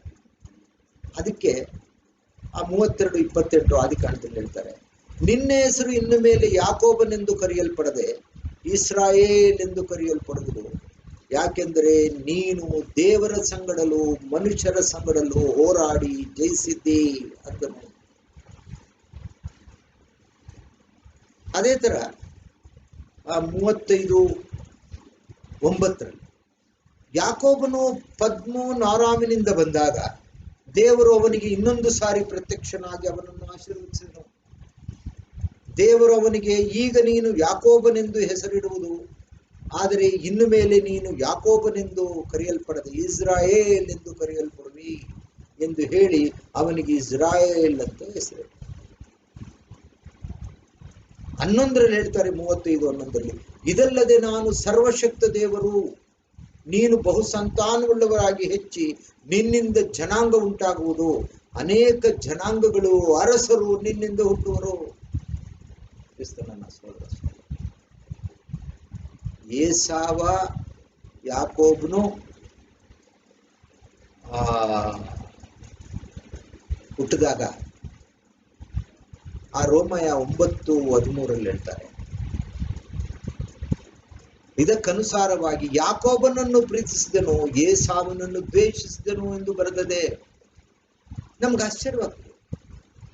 ಆ ಈಸಾಕನಿಗೆ 2 ಮಕ್ಕಳು ಹುಟ್ಟಿದ್ರೆ, ಒಬ್ಬ ಯಾಕೋಬನಂತೆ, ಒಬ್ಬ ಏಸಾವನಂತೆ. ಆ ಏಸಾವನೇ ದೊಡ್ಡವನು, ಯಾಕೋಬನೇ ಚಿಕ್ಕವನು. ಚೊಚ್ಚಿನ ಮಕ್ಕಳಿಗೇನೆ ಸ್ಥಾನ ಇರೋದು. ಆದರೆ ತಂದೆಯಾದ ದೇವರ ಯೋಜನೆಗಳು ಅಮೋಘ. ಜಗದುತ್ಪತ್ತಿಗೆ ಮೊದಲೇ ಯೋಜನೆಯನ್ನ ನಿರ್ಮಿಸಿ ಸ್ಥಾಪಿಸಿರ್ತಕ್ಕಂಥ ದೇವರು. ನಾವ್ಯಾರು ಪ್ರಶ್ನೆ ಮಾಡೋದು ಆಗಲ್ಲ. ಅದ್ಯಾಕೆ ನೀವು ಏಸಾವನನ್ನ ದ್ವೇಷ ಮಾಡಿ, ಇನ್ನೂ ಹುಟ್ಟೇ ಇಲ್ಲ, ಏಸಾವ ಯಾಕೋಬ ಹುಟ್ಟೇ ಇಲ್ಲ.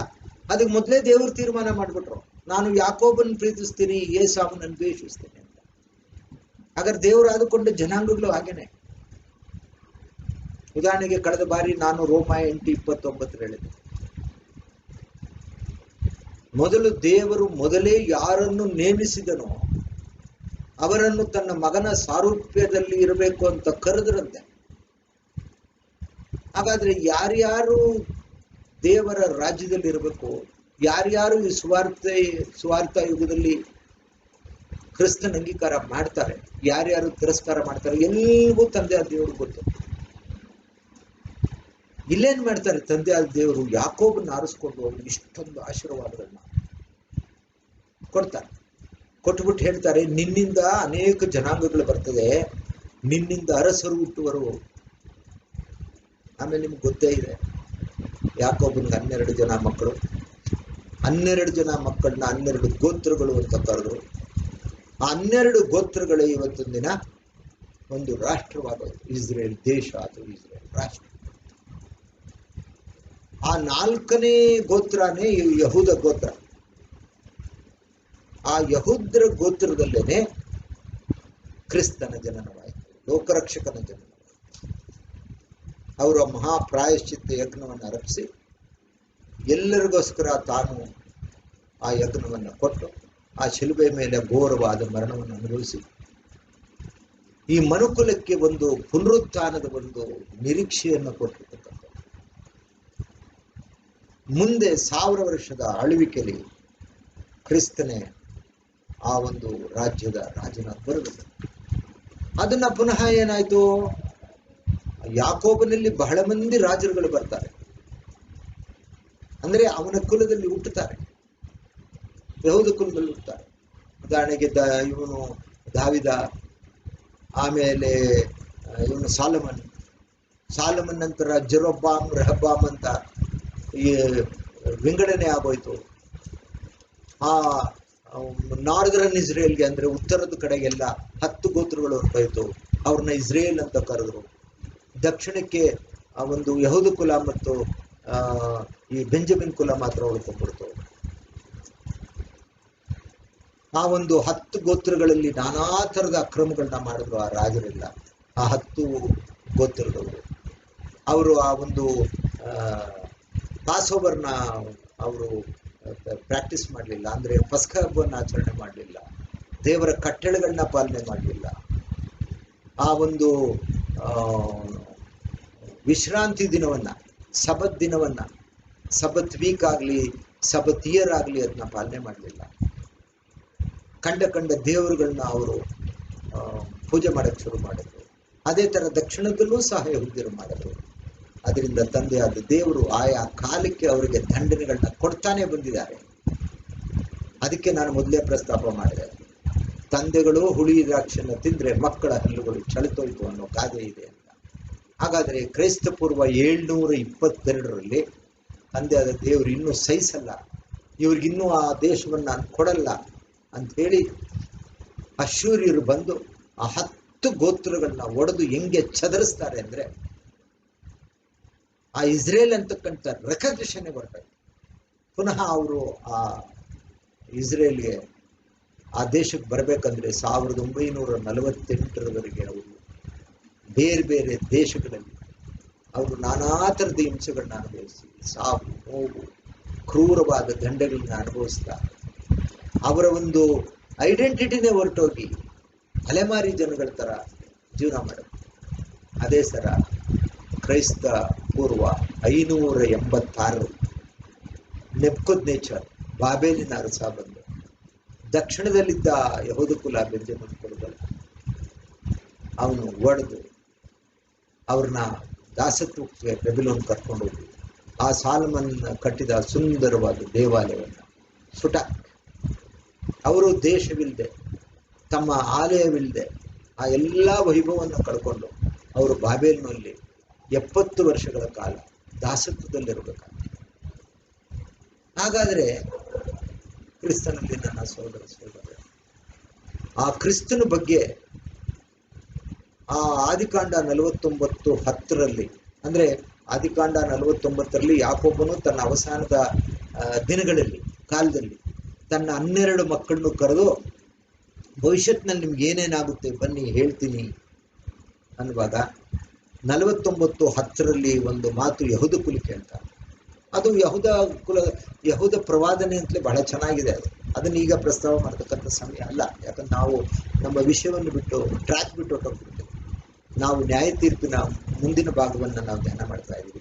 ಆದರೂ 49:10ರಲ್ಲಿ ಒಂದು ಮಾಡ್ತೇವೆ, ಶಿಲೋಹವು ಬರುವವರೆಗೆ ರಾಜದಂಡವು ಯಹೂದದಿಂದಲೂ ಮುದ್ರೆಯ ಕೋಲು ಅವನ ಪಾದಗಳ ಬಳಿಯಿಂದಲೂ ಕದಲುವುದಿಲ್ಲ, ಜನರು ಅವನ ಬಳಿಗೆ ಕೂಡಿಕೊಳ್ಳುವರು.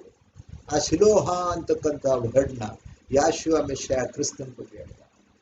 ಆ ಶಿಲೋಹ ಬಂದು ರಾಜದಂಡವನ್ನು ಹಿಡಿಯೋವರೆಗೆ ಆ ರಾಜದಂಡ ಯಹೂದವನ್ನು ಬಿಟ್ಟು ಹೋಗಲ್ಲ. ಸೊ ಇದೆಲ್ಲವೂ ಕ್ರಿಸ್ತನ ಬಗ್ಗೆ ಹೇಳಿರ್ತಕ್ಕಂಥದ್ದು. ಹಾಗೆ ಕ್ರಿಸ್ತ ಹುಟ್ಟದನ್ನ ಹಳೆ ಒಡಂಬಡಿಕೆ ಯೆಶಾಯ 7:14ರಲ್ಲಿ ಹೇಳಿದ್ರು. ಆದ ಕಾರಣ ಕರ್ತನು ಒಂದು ಗುರುತನ್ನು ನಿನಗೆ ಕೊಡುವನು, ಇಗೋ ಒಬ್ಬ ಕನ್ನಿಕೆಯು ಗರ್ಭಿಣಿಯಾಗಿ ಒಬ್ಬ ಮಗನನ್ನು ಪಡೆಯುವಳು, ಆತನನ್ನು ಇಮ್ಯಾನ್ಯುವೆಲ್ ಎಂದು ಕರೆಯುವರು ಅಂತ ಹೇಳಿ. ಸೊ ಇದೆಲ್ಲ ಇಸ್ರೇಲ್ ಬಗ್ಗೆ. ಇಸ್ರೇಲ್ಗೆ ಮೂಲ ಪುರುಷ ಅಬ್ರಹಾಮು, ಆಮೇಲೆ ಅಬ್ರಹಾಮ್ ಒಡಂಬಡಿಕೆ, ಆಮೇಲೆ ಮೋಶೆ ಒಡಂಬಡಿಕೆ, ಧರ್ಮಶಾಸ್ತ್ರ, ಕಟ್ಟಳೆಗಳ ಕಾಲ, ಕಟ್ಟಳೆಗಳನ್ನ ಪಾಲನೆ ಮಾಡಬೇಕು. ಸೊ ಅದೆಲ್ಲವೂ ಆಯ್ತು. ಈಗ ನಾವಿರ್ತಕ್ಕಂಥದ್ದು ಸುವಾರ್ಥ ಯುಗದ ಅಂತ್ಯಭಾಗ, 6000 ವರ್ಷದ ಅಂತ್ಯದಲ್ಲಿದ್ದೀವಿ. ಎಲ್ರಿಗೂ ಗೊತ್ತು, ನಾವು ಕಡೆ ಕಾಲದ ಜೀವನ ಮಾಡ್ತಾ ಇದ್ದೀವಿ.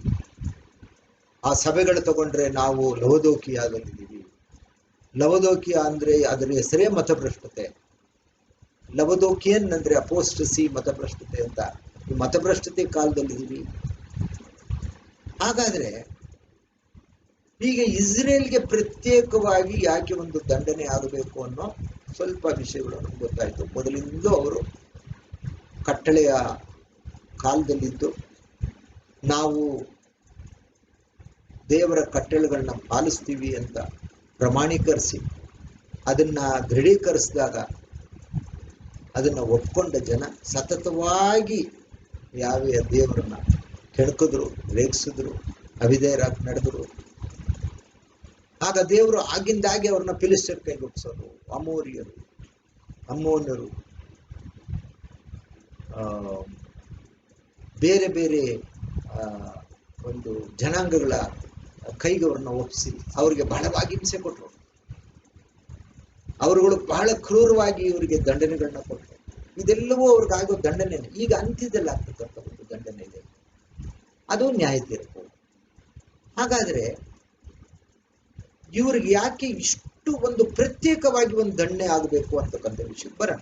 ಈಗ ಜನಾಂಗಗಳಿಗೊಂದು ದಂಡನೆ ಆಗುತ್ತೆ, ಜಡ್ಜ್ಮೆಂಟ್ ಆಫ್ ದ ನೇಷನ್ಸ್ ಆಗುತ್ತೆ. ಅದ್ರ ಜೊತೆನೆ ಇಸ್ರೇಲ್ನು ಸೇರ್ಕೊಂಡ್ಬಿಡ್ತಾರಲ್ಲ ಅಂದ್ರೆ ನಿಜ. ಆದ್ರೆ ಇಸ್ರೇಲ್ಗೊಂದು ಪ್ರತ್ಯೇಕವಾಗಿ ಒಂದು ದಂಡನೆ ಆಗಬೇಕು.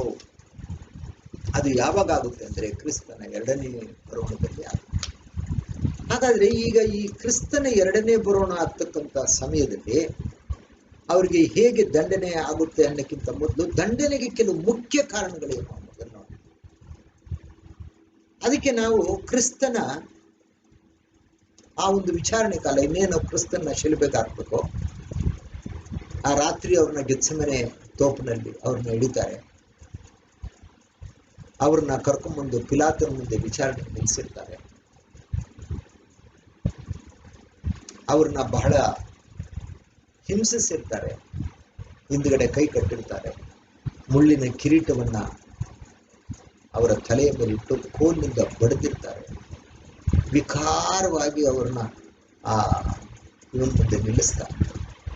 ಅದಕ್ಕೆ ಮೊದಲು ಅವರನ್ನ ಗೆತ್ಸೆಮನೆಯಿಂದ ಹಿಡ್ಕೊಂಡ್ಬಂದು ಪಿಲಾತನ ಮುಂದೆ ನಿಲ್ಲಿಸ್ತಾರೆ. ಪಿಲಾತ ಕೆಲವಾರು ಪ್ರಶ್ನೆಗಳನ್ನ ಕೇಳ್ತಾನೆ.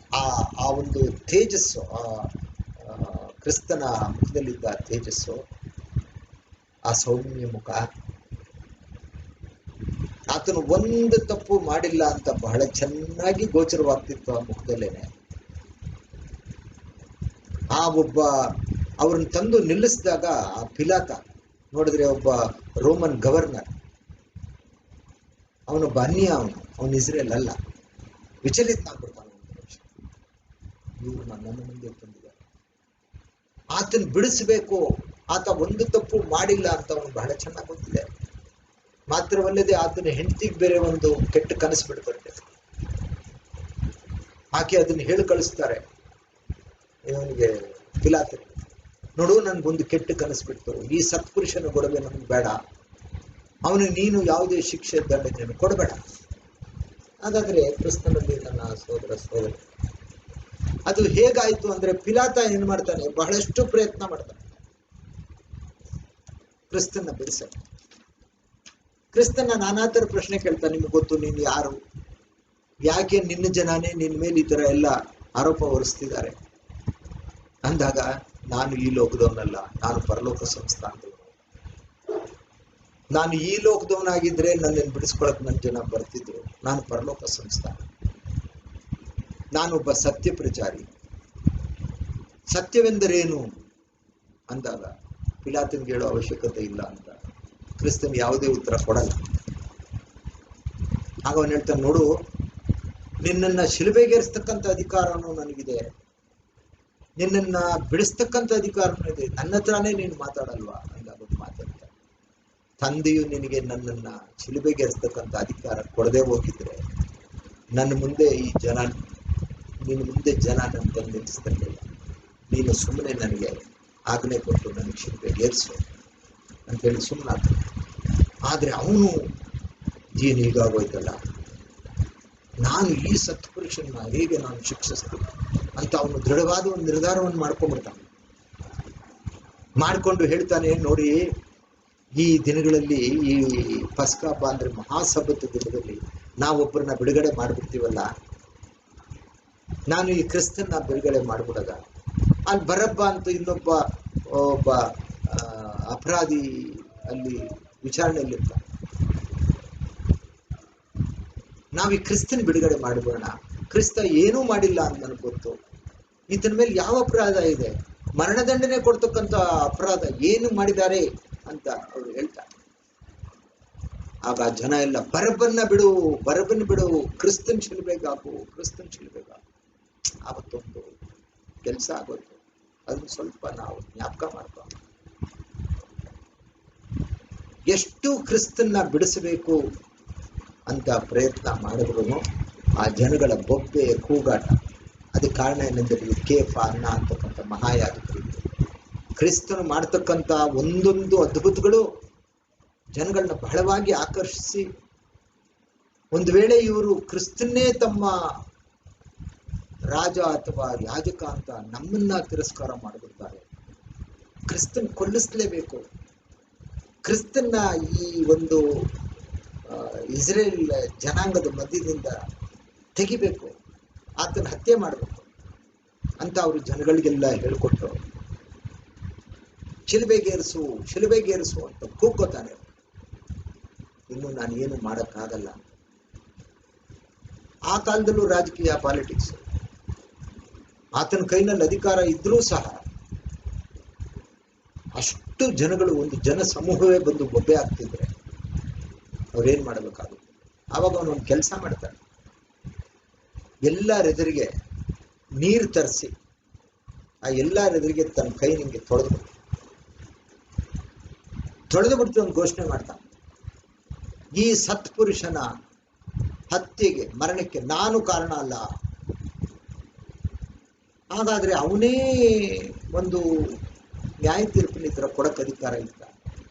ಹಾಗಾದ್ರೆ ಕ್ರಿಸ್ತನನ್ನ ಕೊಂದ ಪಾಪ ಇವನ ಮೇಲೆ ಬರಲ್ವಾ? ಆಗ್ಲೇ ಕೊಡವನು ಅವನೇ ಅಲ್ವಾ, ಕೊಟ್ಟವನು ಅವನೇ ಅಲ್ವಾ? ಅಂದ್ರೆ ಇಲ್ಲ, ಅವನನ್ನು ಅಪರಾಧಿ ಅಂತ ಮಾಡಕ್ಕಾಗಲ್ಲ. ಅದಕ್ಕೆ ಕಾರಣ ಇದೆ.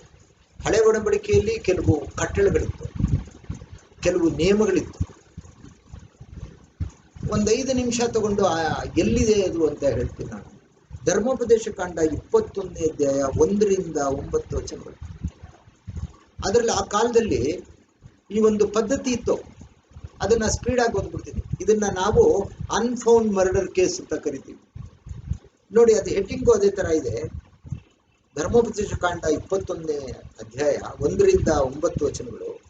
ನರಹತ್ಯೆ ಮಾಡಿದವನು ಇಂಥವನೆಂದು ತಿಳಿಯದ ಪಕ್ಷಕ್ಕೆ ನಡೆಸಬೇಕಾದ ಕ್ರಮ. ನಿಮ್ಮ ದೇವರಾದ ಯಾವಿಯೋ ನಿಮಗೆ ಸ್ವದೇಶವಾಗುವುದಕ್ಕೆ ಕೊಡುವ ದೇಶದಲ್ಲಿ ಹತನಾದ ಮನುಷ್ಯನ ಶವವು ಅಡವಿಯಲ್ಲಿ ಬಿದ್ದಿರುವುದನ್ನು ನೀವು ಕಂಡರೆ ಮತ್ತು ಅವನನ್ನು ಕೊಂದವನು ಯಾರೆಂಬುದು ತಿಳಿಯದೆ ಹೋದರೆ, ನಿಮ್ಮ ಹಿರಿಯರು ನ್ಯಾಯಾಧಿಪತಿಗಳು ಬಂದು ಹತನಾದವನ ಶವದ ಸುತ್ತಲಿರುವ ಊರುಗಳಲ್ಲಿ ಯಾವುದು ಹತ್ತಿರವೆಂದು ತಿಳಿದುಕೊಳ್ಳುವುದಕ್ಕೆ ಅಳತೆ ಮಾಡಬೇಕು. ಯಾವ ಊರು ಹತ್ತಿರವಾಗಿದೆಯೋ ಆ ಊರಿನ ಹಿರಿಯರು ಇನ್ನು ನೊಗಕ್ಕೆ ಕಟ್ಟಲ್ಪಡದೆಯೋ ಯಾವ ಕೆಲಸವನ್ನು ಮಾಡದೆಯೂ ಇರುವ ಒಂದು ಮಣಕವನ್ನು ತೆಗೆದುಕೊಂಡು ಎಂದಿಗೂ ವ್ಯವಸಾಯವಿಲ್ಲದ ನೀರು ಯಾವಾಗಲೂ ಹರಿಯುವ ತಗ್ಗಿಗೆ ಹೋಗಿ ಅಲ್ಲಿ ಅದರ ಕುತ್ತಿಗೆಯನ್ನು ಮುರಿದು ಕೊಲ್ಲಬೇಕು. ಲೇವಿ ಕುಲದವರಾದ ಯಾಜಕರಲ್ಲಿ ಕೆಲವರು ಹತ್ತಿರವಿರಬೇಕು.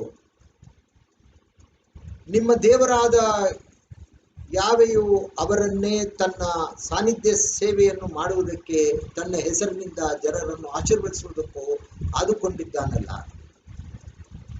ಅನುಮಾನವಾದ ಎಲ್ಲ ವ್ಯಾಜ್ಯಗಳ ಮತ್ತು ಹೊಡೆದಾಟಗಳ ವಿಷಯದಲ್ಲಿ ಅವರೇ ತೀರ್ಮಾನಿಸಬೇಕು. ಹತನಾದವನ ಶವಕ್ಕೆ ಹತ್ತಿರವಿರುವ ಗ್ರಾಮದ ಹಿರಿಯರು ತಗ್ಗಿನಲ್ಲಿ ಕುತ್ತಿಗೆ ಮುರಿಯಲ್ಪಟ್ಟು ಆ ಮಣಕದ ಮೇಲೆ ಕೈಗಳನ್ನು ತೊಳೆದುಕೊಂಡು, ನಮ್ಮ ಕೈಗಳನ್ನು ಈ ಹತ್ಯೆಯನ್ನು ಮಾಡಲಿಲ್ಲ, ನಮ್ಮ ಕಣ್ಣುಗಳು ನೋಡಲಿಲ್ಲ. ಯಾವೇ, ನೀನು ಬಿಡುಗಡೆ ಮಾಡಿದ ನಿನ್ನ ಜನರನ್ನು ಕ್ಷಮಿಸಬೇಕು. ಅನ್ಯಾಯವಾದ ನರಹತ್ಯೆ ದೋಷಫಲವು ನಿನ್ನ ಜನರಾದ ಇಸ್ರೇಲರಿಗೆ ತಗಲದಿರಲಿ ಎಂದು ಹೇಳಬೇಕು. ಆಗ ರಕ್ತ ಅಪರಾಧವು ಕ್ಷಮಿಸಲ್ಪಡುವುದು. ಹೀಗೆ ಯಾವೇ ದೃಷ್ಟಿಯಲ್ಲಿ ಸರಿಯಾದದ್ದನ್ನು ಮಾಡುವುದರಿಂದ ನೀವೇ ಅನ್ಯಾಯವಾದ ನರಹತ್ಯೆ ದೋಷವನ್ನು ನಿಮ್ಮ ಮಧ್ಯದಿಂದ ತೆಗೆದುಹಾಕುವಿರಿ. ಹಾಗಾದ್ರೆ ಧರ್ಮೋಪದೇಶ ಕಾಂಡ 29ರಲ್ಲಿ ಏನು ಪದ್ಧತಿ ಇತ್ತೋ ಅದನ್ನ ಒಬ್ಬ ಜೆಂಟೈಲ್ ಗವರ್ನರ್ ಪಿಲಾತನು ಪಾಲನೆ ಮಾಡ್ತಾನೆ. ನಾಳೆ ಈ ಸತ್ಪುರುಷನ ಹತ್ಯೆಗೆ ನಾನು ಕಾರಣ ಆಗ್ಬಿಡ್ತೀನಿ, ನನಗೆ ಚೆನ್ನಾಗಿ ಗೊತ್ತು ಈತ ನಿರಪರಾಧಿ, ಆತನ ನನ್ನ ಮುಂದೆ ನಿಲ್ಲಿಸಿದ್ದಾರೆ, ನಾನು ಅನ್ಯಾಯವಾಗಿ ಆತನ ಹತ್ಯೆಗೆ ನಾನು ಕಾರಣ ಆಗ್ಬಿಡ್ತೀನಿ ಅಂತ ಈ ಒಂದು ಪಾಲನೆ ಮಾಡಿ ಹಳೆ ಒಡಂಬಡಿಕೆಯಲ್ಲಿ ಎಷ್ಟು ಚೆನ್ನಾಗಿ ಬರೆಸಿಟ್ಟಿದ್ದಾರೆ. ಯಾರಾದರೂ ಒಂದು ಊರಿನಲ್ಲಿ ಒಂದು ಕಡೆ ಒಂದು ಹೆಣ ಬಿದ್ದಿದ್ರೆ ಅದನ್ನು ಹತ್ಯೆ ಮಾಡಿದವರು ಯಾರು ಅಂತ ಗೊತ್ತಿಲ್ಲ, ಯಾರು ನೋಡಿಲ್ಲ, ಯಾವುದೇ ಒಂದು ಎವಿಡೆನ್ಸ್ ಇಲ್ಲ, ಯಾವುದೇ ಒಂದು ಪುರಾವೆ ಇಲ್ಲ, ಸಾಕ್ಷ್ಯವಿಲ್ಲ. ಆ ಸಂದರ್ಭದಲ್ಲಿ ಒಂದು ಪ್ರೊಸೀಜರ್ ಇದೆ. ಆ ಪ್ರೊಸೀಜರ್ ಏನು ಅಂದ್ರೆ, ಆ ಊರಿನ ನ್ಯಾಯಾಧಿಪತಿಗಳು ಹಿರಿಯರು ಬಂದು ಮೊದಲು ಅಳತೆ ಮಾಡಬೇಕು. ಆ ಬಾಡಿ ಎಲ್ಲಿ ಬಿದ್ದಿದೆಯೋ ಅದರಿಂದ ಎಷ್ಟು ದೂರದಲ್ಲಿ, ಅಂದ್ರೆ ಹತ್ತಿರ ಇರೋ ಊರು ಯಾವುದು ಅಂತ ಅಳತೆ ಮಾಡಬೇಕು. ಆ ಹತ್ತಿರದ ಊರಿನವರು ಆ ಯಾಜಕರು ಸಹ ಅಲ್ಲಿಗೆ ಬಂದು ಒಂದು ನೊಗ ಹಾಕದಿರತಕ್ಕಂಥ ಒಂದು ಮಣಕವನ್ನು ತಂದು ನೀರಿನ ಸೆಲೆಯಲ್ಲಿ ಅದರ ಕುತ್ತಿಗೆಯನ್ನು ಮುರಿದು ಸಾಯಿಸಿ, ನೀರು ತಂದು ಅದರ ಮೇಲ್ಗಡೆ ಒಯ್ದು, ಈ ಒಂದು ನರಹತ್ಯೆಗೆ ನಾವು ಕಾರಣರಲ್ಲ, ನಾವು ನಿರಪರಾಧಿಗಳು, ಈ ನರಹತ್ಯೆ ದೋಷ ನಮ್ಮ ಮೇಲೆ ಬರದೇ ಇರಲಿ, ತಂದೆಯಾದ ಯಾರು ದೇವರೇ ನಮ್ಮನ್ನ ಈ ದೋಷಮುಕ್ತರನ್ನಾಗಿ ಮಾಡಿ, ಈ ನರಹತ್ಯೆ ನಾವು ಮಾಡಿಲ್ಲ, ಇದರ ಶಿಕ್ಷೆಯನ್ನ ನಮಗೆ ಕೊಡಬೇಡ ಅಂದಾಗ ನಿಮ್ಮಿಂದ, ನಿಮ್ಮ ಮಧ್ಯೆಯಿಂದ ಆ ಒಂದು ದೋಷ, ಆ ಒಂದು ಆರೋಪ ಹೊರಟೋಗುತ್ತೆ. ಅದೇ ಕೆಲಸ ಪಿಲಾತ್ ಮಾಡಿದ. ಇದಕ್ಕೆಲ್ಲ ಒಳ್ಳೆ ಹಿನ್ನೆಲೆ ಇದೆ. ಅವನು ಇಸ್ರೇಲ್ ಜನಗಳ ಮುಂದೆ ಹೋಗಿ ಎಲ್ಲರ ಎದುರುಗಡೆ ನೀರು ತಂದು ತನ್ನ ಕೈನ ತೊಳ್ಕೊಂಡ. Let not the blood guilt come upon me, ಈ ರಕ್ತಾಪರಾಧವು ನನ್ನ ಮೇಲೆ ಬರದೇ ಇರಲಿ ಅಂತ ಹೇಳಿ ಅವನು ಆ ಪದ್ಧತಿಯನ್ನು ಪಾಲನೆ ಮಾಡಬೇಕು, ದೋಷಮುಕ್ತನಾಗದ. ಆದರೆ ಇದೇ ಕೇಫ ಅನ್ನ ಇಸ್ರೇಲ್ ಜನ ಯಾವಾಗ ಅವನು ತನ್ನ ಕೈಯಿನ ತೊಳೆಬಿಟ್ನೋ, ಈತನ ರಕ್ತಾಪರಾಧ ನನ್ನ ಮೇಲೆ ಬರದೇ ಇರಲಿ ಅಂದ್ರೆ ಈ ಜನ ಹಿಂಗ್ ಕೂಗಿದ್ರು ಇಸ್ರೇಲ್ ಜನ, ಆತನ ರಕ್ತಾಪರಾಧವು ನಮ್ಮ ಮೇಲೆ ಬರಲಿ, ನಮ್ಮ ಮಕ್ಕಳ ಮೇಲೆ ಬರಲಿ, ನಮ್ಮ ಮೊಮ್ಮಕ್ಕಳ ಮೇಲೆ ಬರಲಿ, ತಲೆಮಾರಿಗೆ ಬರಲಿ ಅಂತ ಕೂಗುದು. ನೀವು ಮತ್ತಾಯ, ಲೋಕ, ಮಾರ್ಕ ಎಲ್ಲಾದ್ರೂ ಅವ್ರನ್ನ ಯಾವ ತರ ಕೂಗಿದ್ರೆ ಆ ಜನ. ಇದರ ದೋಷ ಫಲವನ್ನ, ಕ್ರಿಸ್ತನ ಮರಣದ ಅಪರಾಧವನ್ನು, ಆತನ ಹತ್ಯೆಗೆ ಕಾರಣರಾದವರು ಇಸ್ರೇಲ್ ಜನವೇ ಅನ್ನೋದ್ರ ಜೊತೆಗೆ ಈತನ ರಕ್ತಾಪರಾಧ ನಮ್ಮ ಮೇಲೆ ಬರಲಿ, ನಮ್ಮ ಮಕ್ಕಳ ಮೇಲೆ ಬರಲಿ, ನಮ್ಮ ಮೊಮ್ಮಕ್ಕಳ ಮೇಲೆ ಬರಲಿ ಅಂತ ಕೂಗಿದ್ರು. ಅದರ ದಂಡನೆ ಆಗಬೇಕು. ನಾವು ಯಾವ ವಿಷಯವನ್ನು ಪ್ರಸ್ತಾಪ ಮಾಡ್ತಾ ಇದ್ದೀವಿ? ಇಸ್ರೇಲ್ಗೆ ಒಂದು ಪ್ರತ್ಯೇಕವಾದ ಒಂದು ದಂಡನೆ ಆಗಬೇಕು ಅಂತಕ್ಕಂಥ ವಿಷಯ. ಆದ ಕಾರಣ ಜನಾಂಗಗಳಿಗೆ ಕೊಡ್ತಕ್ಕಂಥ ಒಂದು ನ್ಯಾಯ ತೀರ್ಪು ಒಂದಿದೆ, ಆದರೆ ಇಸ್ರೇಲ್ಗೆ ಪ್ರತ್ಯೇಕವಾಗಿ ಒಂದು ದಂಡನೆ ಆಗಬೇಕು ಅನ್ನೋ ವಿಷಯವನ್ನ ಈಗ ಧ್ಯಾನ. ಕ್ರಿಸ್ತನಲ್ಲಿ ನನ್ನ ಸಹೋದರ ಸಹೋದರರೇ, ಈಗ ಈ ಇಸ್ರೇಲ್ ಜನಗಳಿಗೆ ಪ್ರತ್ಯೇಕವಾಗಿ ದಂಡನೆ, ನ್ಯಾಯ ತೀರ್ಪು ಯಾವಾಗ ಆಗುತ್ತೆ, ಹೇಗಾಗುತ್ತೆ ಅನ್ನೋ ಒಂದು ವಿಷಯವನ್ನು ನಾವು ತಿಳ್ಕೊಂಡು, ಅದು ಯಾವಾಗ ಆಗುತ್ತೆ ಅಂದ್ರೆ ಕ್ರಿಸ್ತನ ಎರಡನೇ ಬರೋಣದಲ್ಲಿ ಆಗುತ್ತೆ. ಕ್ರಿಸ್ತನ ಎರಡನೇ ಬರೋಣವಾಗತಕ್ಕಂಥ ಸಮಯ ಈಗಾಗಲೇ ನಾವು ಪ್ರಸ್ತಾಪ ಮಾಡಿದ್ದೀವಿ. ಕೆಲವಾರು ನ್ಯಾಯ ತೀರ್ಪುಗಳು ಆಗ್ತವೆ, ಆದರೆ ಅದಕ್ಕೆ ಮೊದಲು ಇಸ್ರೇಲ್ಗೆ, ರಾಷ್ಟ್ರಕ್ಕೆ ಅಂದ್ರೆ ಇಸ್ರೇಲ್ ಜನಾಂಗಕ್ಕೆ ದಂಡನೆ ಆಗಬೇಕು. ಅದು ವೈಯಕ್ತಿಕವಾಗಲ್ಲ, ರಾಷ್ಟ್ರಕ್ಕೆ. ಯಾಕಂದ್ರೆ ಹಿಂದೆ ಹೇಳಿದ್ನಲ್ಲ, ತಂದೆಗಳು ಹುಳಿ ದ್ರಾಕ್ಷಿ ತಿಂದ್ರೆ ಮಕ್ಕಳ ಹಲ್ಲುಗಳು ಚೆಳಿದು ಹೋಗ್ತವೆ ಅಂತ. ಆ ಕಾಲದಲ್ಲಿ ಇವರ ಪಿತೃಗಳು ಕೂಗುದು, ಈತನ ರಕ್ತಾಪರಾಧವು ನಮ್ಮ ಮೇಲೆ ಬರಲಿ, ನಮ್ಮ ಮಕ್ಕಳ ಮೇಲೆ ಬರಲಿ, ಮೊಮ್ಮಕ್ಕಳ ಮೇಲೆ ಬರಲಿ ಅಂದಾಗ, ಇದು ಯಾವಾಗ ಆಗುತ್ತೆ ಅಂತ ಹೇಳಿದಾಗ ಕ್ರೈಸ್ತ ವಿರೋಧಿಯ ಒಂದು ಸಮಯ ಇದೆ. ಕ್ರಿಸ್ತ ವಿರೋಧಿಗೆ ವೇದದಲ್ಲಿ 7 ವರ್ಷ ಅವನ ಆಡಳಿತವನ್ನ ನಿಗದಿ ಮಾಡಿದ್ದಾರೆ. ಆ ಕ್ರಿಸ್ತ ವಿರೋಧಿಯ ಟೈಮು 7 ಇಯರ್ಸ್.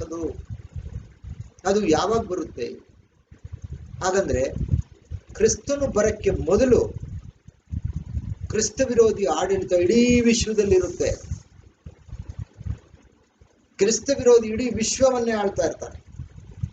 ಆ 7 ಇಯರ್ಸ್ನಲ್ಲಿ ಮೊದಲನೇ 3.5 ವರ್ಷ, ಎರಡನೇ 3.5 ವರ್ಷ ಅಂತ ನಾವು ಅದನ್ನು ವಿಂಗಡಣೆ ಮಾಡಿಕೊಂಡ್ರೆ, ಆ ಮೊದಲನೇ 3.5 ವರ್ಷದಲ್ಲಿ ಆ ಮುದ್ರೆಗಳು ಹೊಡಿತದೆ. ಮೊದಲನೇ ಮುದ್ರೆ, ಎರಡನೇ ಮುದ್ರೆ ಅಂತ. ಆ ಪ್ರಕರಣ 6ನೇ ಅಧ್ಯಾಯದಲ್ಲಿರ್ತಕ್ಕಂಥ ಮುದ್ರೆಗಳು.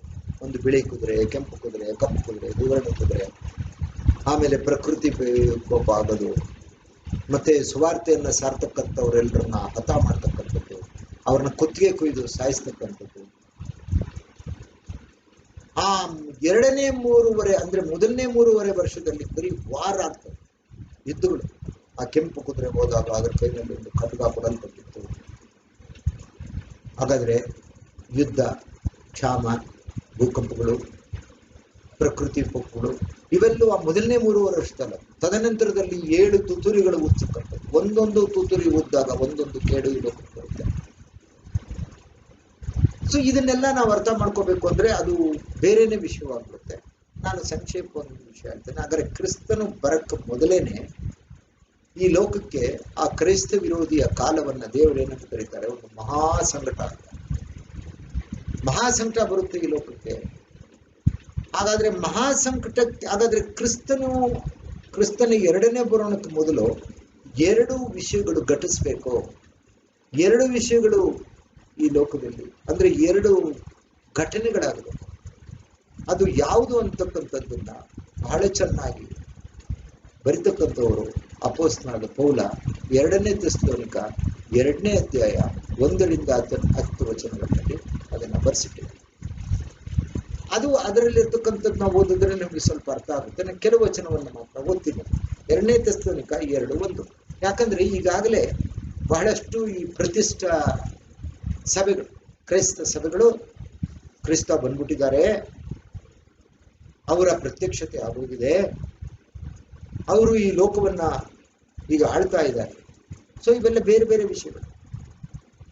ಈ ಪ್ರೀ ಮಿಲಿಯನಿಸ್ಟ್ ಇದ್ದಾರೆ, ಪೋಸ್ಟ್ ಮಿಲಿಯನಿಸ್ಟ್ ಇದ್ದಾರೆ, ಪ್ರೀ ಟ್ರಿಬುಲನಿಸ್ಟ್ ಇದ್ದಾರೆ, ಸ್ಕೂಲ್ಸ್ ಆಫ್ ಥಾಟ್ಸ್ ಅಂತ. ಅವರೆಲ್ಲ ಏನ್ ಹೇಳೋದು ಅಂದ್ರೆ ಈ ಕ್ರೊನಾಲಜಿ ಅಂತ ಒಂದು ಸಬ್ಜೆಕ್ಟ್ ಇದೆ, ಕಾಲಜ್ಞಾನ.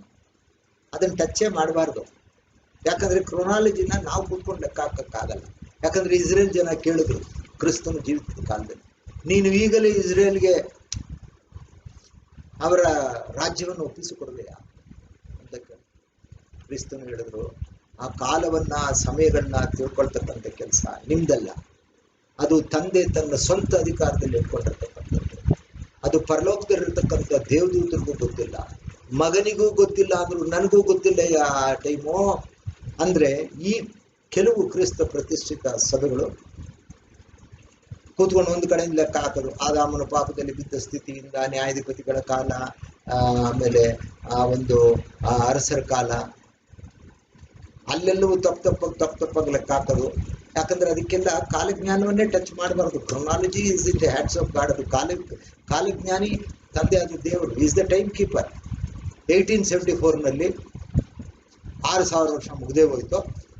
ಅರೆ 1874 6000 ಮುಗಿದ್ರೆ ಅಲ್ಲಿಂದ ಮಿಲೇನಿಯಂ ಕಮೆನ್ಸ್ ಆಗ್ಬಿಟ್ಟಿದೆ.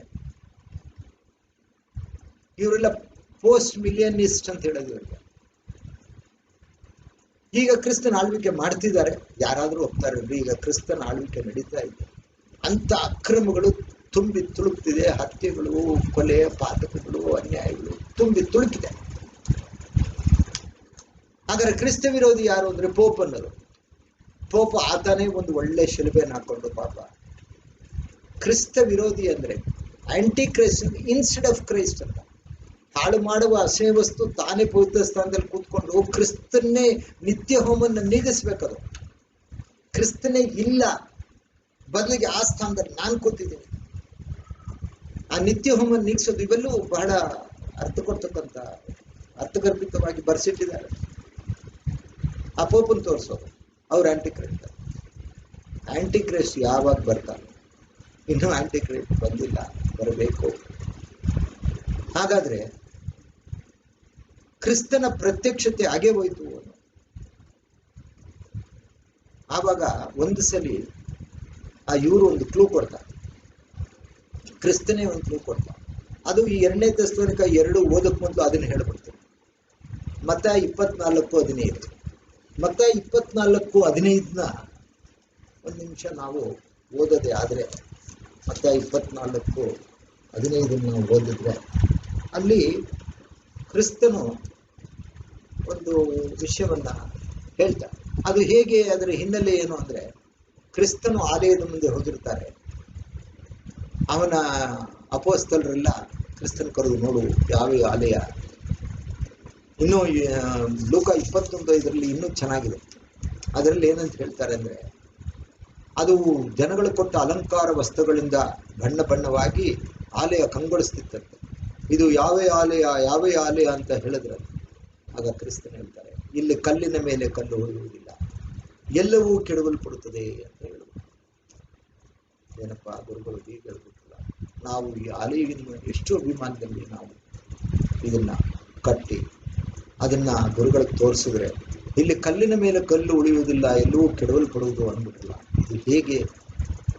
ಇವ್ರನ್ನೇ ಕೇಳೋಣ ಅಂದಾಗ ಅವ್ರು ಅಲ್ಲಿಂದ ಬಂದು ಆ ಎಣ್ಣೆ ಮರದ ಗುಡ್ಡದ ಹತ್ರ ಕೂತ್ಕೊಂಡಾಗ ಅವರನ್ನು ಪ್ರಶ್ನೆ ಕೇಳ್ತಾರೆ ನೋಡಿ.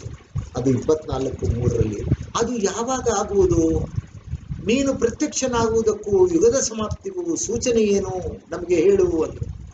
ಅದು ಯಾವಾಗ ಆಗುವುದು ಅಂದ್ರೆ, ಈ ಕಲ್ಲಿನ ಮೇಲೆ ಕಲ್ಲು ಯಾವಾಗ ಕೆಡವಲ್ಪಡ್ತದೆ, ಅದ್ರ ಜೊತೆ ಇನ್ನೊಂದು ಸೇರಿಸ್ಕೊಂಡ್ರು, ನಿನ್ನ ಪ್ರತ್ಯಕ್ಷತೆಗೂ ಯುಗದ ಸಮಾಪ್ತಿಗೂ ಸೂಚನೆ ಏನು? ಯಾಕಂದ್ರೆ ಯಾವಾಗಲೂ ಇಸ್ರೇಲ್ ಜನಕ್ಕೆ ಏನಾದ್ರೂ ಒಂದು ಸೂಚನೆ ಬೇಕು. ಅದು ಅವರ ಸ್ವಭಾವ. ಅವರ ಇಸ್ರೇಲ್ ಹಿಸ್ಟ್ರಿ ನೋಡಿದಾಗ ಎಲ್ಲರೂ ಕೇಳೋದು, ನಮ್ಗೆ ಸೂಚನೆ ಬೇಕು. ಆವಾಗ ಕ್ರಿಸ್ತನು ಒಂದು ಕಡೆಯಿಂದ ಹೇಳ್ತಾರೆ, ನನ್ನ ಹೆಸರು ಹೇಳ್ಕೊಂಡು ಸುಳ್ಳು ಹೇಳ್ಕೊಂಡು ಬರ್ತಾರೆ, ಸುಳ್ಳು ಬೋಧಕರು ಬರ್ತಾರೆ, ರಾಜ್ಯಕ್ಕೆ ವಿರೋಧವಾಗಿ ರಾಜ್ಯವು, ಜನಕ್ಕೆ ವಿರೋಧವಾಗಿ ಜನ ಹೇಳ್ತಾರೆ, ಬರಗಾಲ ಬರ್ತದೆ, ಘೋರ ವ್ಯಾಧಿಗಳು ಬರ್ತದೆ. ಈಗ ನೋಡಿ, ಕೊರೋನಾ ಒಂದು ದೊಡ್ಡ ವ್ಯಾಧಿ, ಭೂಕಂಪವಾಗ್ತದೆ, ನನ್ನ ಹೆಸರು ನಿಮಿತ್ತ ನಿಮ್ಮನ್ನ ಜನ ಕೊಲ್ತಾರೆ, ನಿಮ್ಮನ್ನ ಸಭಾಮಂದಿರಗಳಲ್ಲಿ ಎಳ್ಕೊಂಡು ಹೋಗ್ತಾರೆ. ಬಹುಜನರ ಪ್ರೀತಿ ತಣ್ಣಗಾಗಿ, ಅಕ್ರಮವು ಹೆಚ್ಚಾದಾಗ ಬಹುಜನರ ಪ್ರೀತಿ ತಣ್ಣಗಾಗ್ಬಿಡ್ತದೆ. ಇದೆಲ್ಲ ಹೇಳ್ಕೊಂಡು ಬಂದು ಮತ್ತಾಯ 24:15 ಒಂದು ಕ್ಲೂ ಕೊಡ್ತಾರೆ. ಆದುದರಿಂದ ಪ್ರವಾದಿಯಾದ ದಾನಿಯೇಲನು ಹೇಳಿದಂತ ಹಾಳು ಮಾಡುವ ಅಸಹ್ಯ ವಸ್ತುವು ಪವಿತ್ರ ಸ್ಥಾನದಲ್ಲಿ ನಿಂತಿರುವುದನ್ನು ನೀವು ಕಾಣುವಾಗ ಇದನ್ನು ಓದುವವನು ತಿಳ್ಕೊಳ್ಳಲಿ. ಯೂದಾಯದಲ್ಲಿರುವವರು ಬೆಟ್ಟಗಳಿಗೆ ಓಡಿ ಹೋಗಲಿ, ಮಾಳಿಗೆ ಮೇಲೆ ಇರುವವನು ತನ್ನ ಮನೆಯೊಳಗಿರುವುದನ್ನು ತೆಗೆದುಕೊಳ್ಳುವುದಕ್ಕೆ ಇಳಿಯದೆ, ಹೊಲದಲ್ಲಿರುವವನು ತನ್ನ ಹೊದಿಕೆಯನ್ನು ತೆಗೆದುಕೊಳ್ಳುವುದಕ್ಕೆ ಹಿಂತಿರುಗಿ ಬಾರದೆ ಓಡಿ ಹೋಗಲಿ. ಆದರೆ ಆ ದಿನದಲ್ಲಿ ಬಸರಿಯರಿಗೂ ಮಲೆ ಕೂಸಿನ ಹೆಂಗಸರಿಗೂ ಆಗುವ ಕಷ್ಟವನ್ನು ಏನು ಹೇಳಲಿ. ಆಗ ಮಹಾ ಸಂಕಟ ಉಂಟಾಗುವುದರಿಂದ ನಿಮ್ಮ ಪಲಾಯನವು ಚಳಿಗಾಲದಲ್ಲಿ ಆಗಲಿ ಸಬ್ಬತ್ ದಿನದಲ್ಲಾಗಲಿ ಆಗಬಾರದೆಂದು ಪ್ರಾರ್ಥನೆ ಮಾಡಿ. ಅಂತ ಸಂಕಟವು ಲೋಕವು ಹುಟ್ಟಿದ್ದು ಮೊದಲುಗೊಂಡು ಇದುವರೆಗೂ ಆಗಲಿಲ್ಲ, ಇನ್ನು ಮೇಲೆಯೂ ಆಗುವುದಿಲ್ಲ. ಆ ದಿನಗಳನ್ನು ಕಡಿಮೆ ಮಾಡಿದರೆ ಒಂದು ನರಪ್ರಾಣಿಯು ಉಳಿಯುವುದಿಲ್ಲ. ಈ ಲೋಕಕ್ಕೆ ಒಂದು ಮಹಾ ಸಂಕಟ ಬರ್ತದೆ. ಆ ಮಹಾ ಸಂಕಟ ಈ ಲೋಕ ಉಂಟಾದದಿಂದ ಇಲ್ಲಿವರೆಗೆ ಬಂದಿಲ್ಲ, ಮುಂದೇನೂ ಬರಲ್ಲ. ದೇವರು ತಾನಾದುಕೊಂಡವರಿಗಾಗಿ ಆ ದಿನವನ್ನು ಸ್ವಲ್ಪವಾದರೂ ಕಡಿಮೆ ಮಾಡಿದ್ರೆ ಒಂದು ನರಪ್ರಾಣಿ ಉಳಿಯಲ್ಲ. ಆದ್ರೆ ಮಹಾ ಸಂಕಟದ ದಿನ ಯಾವುದಪ್ಪ ಅಂದ್ರೆ ಅದೇನೆ ಕ್ರೈಸ್ತ ವಿರೋಧಿಯ ಸಮಯ. ಕ್ರೈಸ್ತ ವಿರೋಧಿಗೆ ತಂದೆಯಾದ ದೇವರು 7 ವರ್ಷಗಳನ್ನ ನಿಗದಿ ಮಾಡಿದ್ದಾರೆ. ಯಾಕೆಂದ್ರೆ ತಾನು ಆದುಕೊಂಡವರಿಗಾಗಿ. ಅದು ಎಷ್ಟು ಕಠಿಣವಾದ, ಅದಕ್ಕೆ ಯಾಕೆ ಮಹಾ ಸಂಕಟ ಅಂತ ಕರೆದ್ರು, ಗ್ರೇಟ್ ಟ್ರಿಬುಲೇಷನ್ ಅಂತ. ಯಾಕೆ ಅದು ಗ್ರೇಟ್ ಟ್ರಿಬುಲೇಷನ್, ಮಹಾ ಸಂಕಟ ಅಂತ ಹೇಳಿ, ಒಂದು ಕಡೆ ಕ್ರೈಸ್ತ ವಿರೋಧಿಯು ಪವಿತ್ರ ಸ್ಥಾನ ಅಂದ್ರೆ ಜೆರುಸಲೇಮ್ನಲ್ಲಿ ಅವನೇ ಕೂತ್ಕೊಂಡು ನಾನ್ ಯಾವ ದೇವರಿಲ್ಲ ಅಂತ ಪರಾತ್ಮನ ವಿರುದ್ಧವಾಗಿ ಕೊಚ್ಕೊಂಡು ಪರಾತ್ಮನಿಗೆ ಸಲ್ಲಬೇಕಾದ ಗೌರವಗಳನ್ನ ತನಕೊಡಬೇಕು ಅಂತ ಹೇಳಿ ನಿತ್ಯ ಹೋಮವನ್ನು ನೀಗಿಸೋದಂದ್ರೆ ಕ್ರಿಸ್ತನ ಈಡುಬಲಿ, ಮಹಾಪ್ರಾಯಶ್ಚಿತ್ತ ಯಜ್ಞ. ಅದು ಹಳೆ ಒಡಂಬಡಿಕೆ ಅಂದ್ರೆ ಆದಾಮನ ಸಂತತಿಯಿಂದ ಹೊಸ ಒಡಂಬಡಿಕೆಯವರೆಗೆ ಹಳೆ ಒಡಂಬಡಿಕೆಯಲ್ಲಿದ್ದ ಎಲ್ಲಾ ಜನಕ್ಕೂ, ಮುಂದೆ ಬರ್ತಕ್ಕಂಥ ಜನಕ್ಕೂ ಎಲ್ರಿಗಾಗಿ ಒಂದು ಯಜ್ಞವನ್ನ ಕೊಟ್ಟರು. ಅದಕ್ಕೆ ಹೇಳೋದು ನಿತ್ಯ ಹೋಮ. ನಿತ್ಯ ಹೋಮವನ್ನು ನೀಗಿಸಲ್ಪಟ್ಟು ಹಾಳು ಮಾಡುವ ಅಸಹ್ಯ ಪವಿತ್ರ ಸ್ಥಾನದಲ್ಲಿ ಕೂತ್ಕೊಳ್ತಾ ಇದ್ರೆ ಏನರ್ಥ? ಕ್ರಿಸ್ತನು ಕೊಟ್ಟ ಆ ಒಂದು ಈಡು ಬಲಿಯನ್ನ ಅವನು ತಿರಸ್ಕಾರ ಮಾಡ್ತಾನೆ. ಅದೇನಿಲ್ಲ, ತಾನೇ ಹಾಳು ಮಾಡುವ ಅಸಹ್ಯ ವಸ್ತು ಪವಿತ್ರ ಸ್ಥಾನದಲ್ಲಿ ಜೆರುಸಲೇಮ್ ಸಿಂಹಾಸನ ಹಾಕೊಂಡು ಕೂತ್ಕೋತಾನೆ. ಇದು ಮುಂದೆ ನಡೀತಕ್ಕಂಥ ದಿನ ಇದು. ಇವ್ರೇನಾದ್ರೂ 1871 ಕ್ರೈಸ್ಟ್ ಬಂದ್ಬಿಟ್ರು ಅಂತ ಹೇಳಿದ್ರೆ ಕ್ರೈಸ್ತ ವಿರೋಧಿ ಯಾರು? ಅವನು 7 ವರ್ಷ ಮುಗ್ದೋಯ್ತಾ? ಅದರಿಂದ ವೇದ ಬಹಳ ಕ್ಲಿಯರ್ ಆಗಿ ಹೇಳಿ. ಹಾಗಾದ್ರೆ ಆ ಕ್ರೈಸ್ತ ವಿರೋಧಿಗೆ ಮೊದಲನೇ 3 ವರ್ಷ, ಎರಡನೇ 3 ವರ್ಷ ಅಂತ 7 ವರ್ಷಗಳಲ್ಲಿ ಅವನು ಕೊಡೋ ಕಿರುಕುಳವನ್ನ ನೀವು ಪ್ರಕಟಣೆ ಗ್ರಂಥ 13ನೇ ಅಧ್ಯಾಯದಲ್ಲಿ ನಾವು ನೋಡಬಹುದು. ಸಮುದ್ರದಿಂದ ಒಂದು ಮೃಗ ಬಂತಂತೆ, ಅದು ವಿಲಕ್ಷಣವಾದ ಮೃಗ. ಅದರ ಮೈ ಮೇಲೆಲ್ಲ ದೇವದೂಷಣದ ನಾಮ ಇತ್ತು. ಅದರ ತಲೆ ಸಿಂಹದಂತೆ ಇತ್ತು.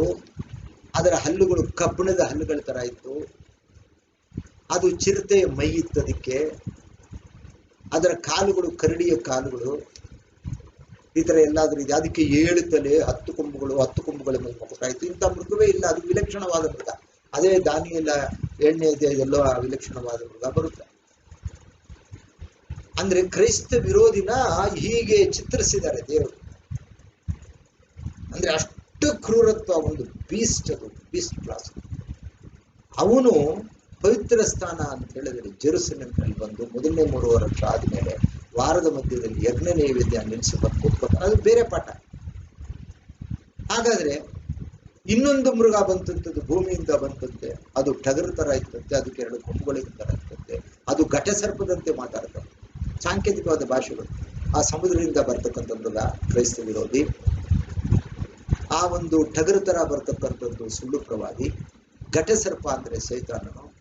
ಅವನು ಪರಲೋಕದಿಂದ ಭೂಮಿಗೆ ಬಿದ್ದಾಗ, ಅದು ನೀವು ಪ್ರಕಟಣೆ ಅಂತ 12ನೇ ಅಧ್ಯಾಯದಲ್ಲಿ ಪರಲೋಕದಲ್ಲಿ ಯುದ್ಧ ನಡೆಯಿತು. ಮಿಕಾಲಿ ಎನ್ನುವ ಅವನ ದೂತನಿಗೂ ಘಟ ಸರ್ಪ ಅಂದ್ರೆ ಸೈತಾನ ಅವನ ದೂತನಿಗೂ ಯುದ್ಧ ಆಯಿತು. ಮಿಕಾಯಲ್ನು ಘಟ ಸರ್ಪನು ಮಿಕಾಯಲ್ನು ಆತನ ದೂತರು ಘಟ ಸರ್ಪ ಆದ ದೂತರನ್ನ ಭೂಮಿಗೆ ಪರ್ಮನೆಂಟ್ ಆಗಿ ಬಿಟ್ಬಿಟ್ರು. ಶಾಶ್ವತವಾಗಿ ಅವನು ಭೂಮಿಗೆ ಬಿಟ್ಬಿಟ್ಟ. ಆಗ ಒಂದು ವಾಣಿ ಆಯ್ತು, ಭೂಮಿಯೇ ಸಮುದ್ರವೇ ನಿನ್ನ ಗತಿಯನ್ನೇನು ಹೇಳಿ. ಆ ಘಟ ಸರ್ಪ ಭೂಮಿಗೆ ಬಿದ್ದೋಗಿದೆ. ಈಗ ಅವನಿನ್ನೂ ಪರಲೋಕಕ್ಕೆ ಬರಂಗಿಲ್ಲ. ಅವನು ಬಂದಾಗ ಪ್ರಕಟಣೆ 13ನೇ ಅಧ್ಯಾಯದಲ್ಲಿ ಇರ್ತಾನೆ. ಅವನು ಈ ಒಂದು ಮೃಗಕ್ಕೆ, ಸಮುದ್ರದಿಂದ ಬರ್ತಕ್ಕಂಥ ಆಂಟಿ ಕ್ರೈಸ್ತ ವಿರೋಧಿಗೆ ತನ್ನ ಸಿಂಹಾಸನವನ್ನು, ತನ್ನ ಬಲವನ್ನು, ತನ್ನ ಅಧಿಕಾರವನ್ನು ಕೊಡ್ತಾನೆ. ಅವನು ಸೂಪರ್ ಹ್ಯೂಮನ್ ಆಗ್ಬಿಡ್ತಾನೆ ಆಂಟಿ ಕ್ರೈಸ್ಟ್. ಅವನ ಜೊತೆ ಒಬ್ಬ ಸುಳ್ಳು ಪ್ರವಾದಿ ಇರ್ತಾನೆ. ಅವನು ಹೇಳ್ತಾನಂತೆ, ಈ ಘಟ ಸರ್ಪಕ್ಕೆ ವಿರುದ್ಧವಾಗಿ ಯುದ್ಧ ಮಾಡಿ ಯಾರು ಗೆದ್ದಾರೋ ಬದಲಿಗೆ ಅದರದ್ದೊಂದು ವಿಗ್ರಹ ಮಾಡ್ಕೊಳ್ಳಿ, ನಿಮ್ಮ ಮನೆಯಲ್ಲಿ ಇಟ್ಕೊಳ್ಳಿ, ನಿಮ್ಮ ಹಣೆಯ ಮೇಲೆ ಕೈ ಮೇಲೆ ಅದ್ರ ಗುರುತಾಕೊಳ್ಳಿ, ಇಲ್ದರ ಕ್ರಯ ವಿಕ್ರಯ ಮಾಡೋಕ್ಕಾಗಲ್ಲ. ಇವೆಲ್ಲವೂ ಬೇರೆ ವಿಷಯ. ಅದು ಕ್ರೈಸ್ತ ವಿರೋಧಿ ಪಾಠ ಮಾಡಿದಾಗ ಅದನ್ನು ಹೇಳಬೇಕಾದ್ರೆ, ಇದು ಯಾವಾಗ ಇಸ್ರೇಲ್ಗೆ ದಂಡನೆ ಆಗುತ್ತೆ ಅಂದ್ರೆ ಆ ಮಹಾ ಸಂಕಟದ ದಿನ ಇದೆಯಲ್ಲ, 7 ವರ್ಷ. ಅದರಲ್ಲಿ ಮೊದಲನೇ 3.5 ವರ್ಷ, ಎರಡನೇ 3.5 ವರ್ಷ, ಇದನ್ನೇನೆ ಯಾಕೋಬನ ಬೇನೆಯ ದಿನ ಅಂತ. ಜಾಕೋಬ್ಸ್ ಟ್ರಬಲ್ ಅಂದ್ರೆ ಯಾಕೋಬನ ಸಂತತಿ ಆದ ಇಸ್ರೇಲ್ಗೆ ಒಂದು ದಂಡನೆ ಆಗುತ್ತೆ. ಇಡೀ ವಿಶ್ವಕ್ಕಾಗ್ಬೋದು ಅದು ಆ ಮಹಾಸಂಕಟ. ಆದರೆ ಜೆರುಸಲೇಮ್ನಲ್ಲಿ ಅವನು ಅದಕ್ಕೆ ಹಾಳು ಮಾಡುವ ಸೇವಸ್ತು.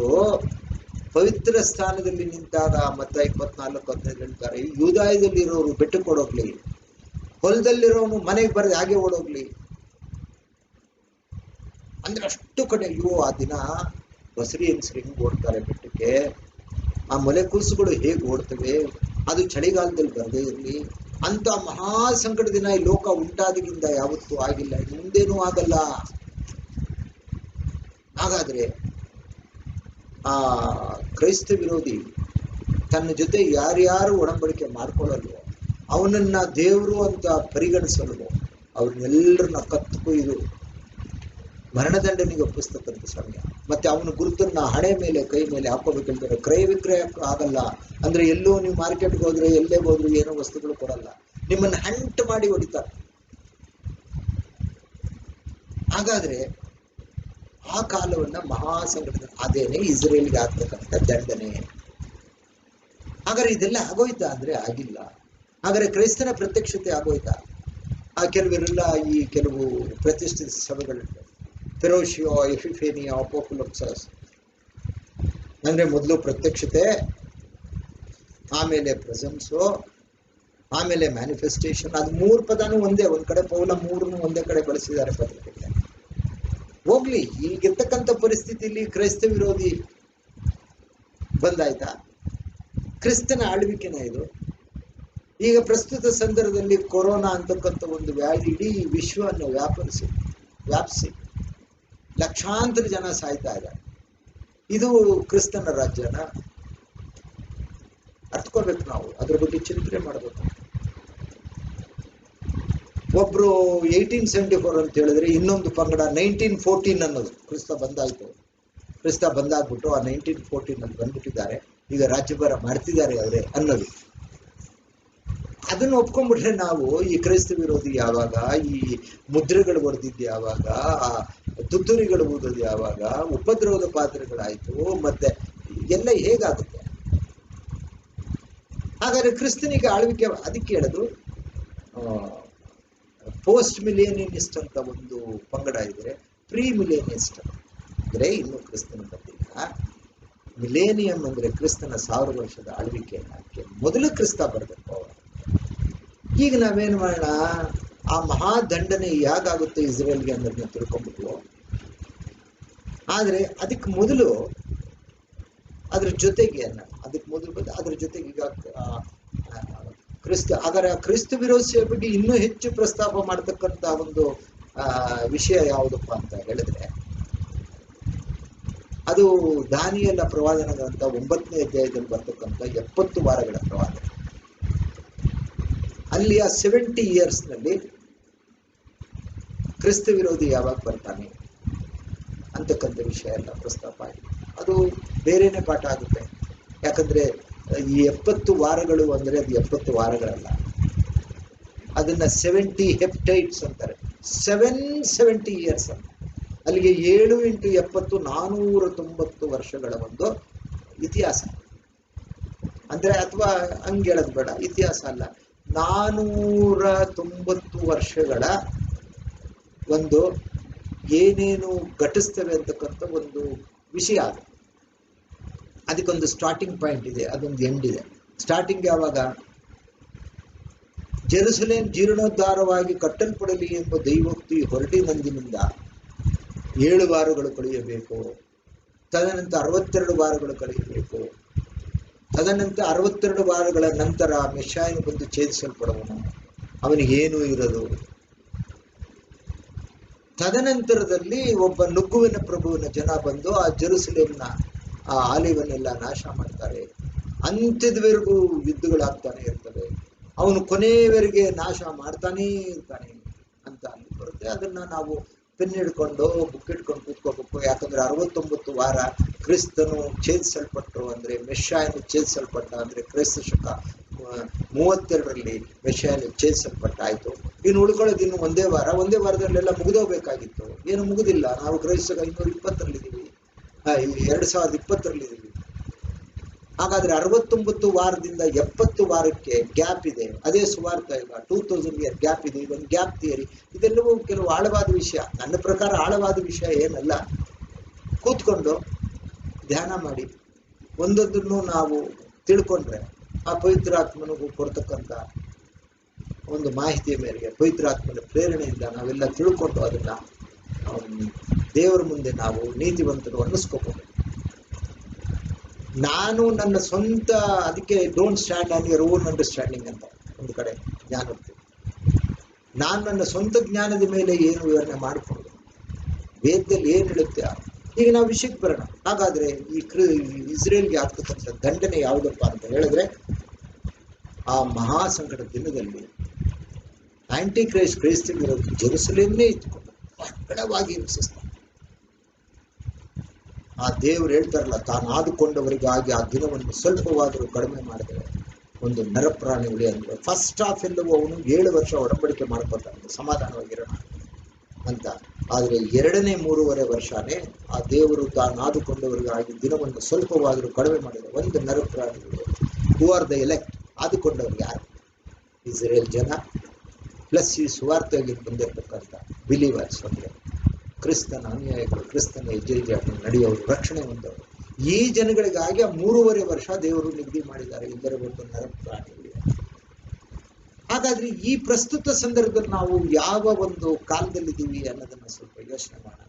ಅದಕ್ಕೆ ಪೂರಕವಾಗಿ 2ನೇ ಥೆಸಲೋನಿಕ 2:1 ಈಗ ಹೇಳ್ತಾರಲ್ಲ ಎಲ್ರು, ಕ್ರಿಸ್ತ ಬಂದ್ಬಿಟ್ರು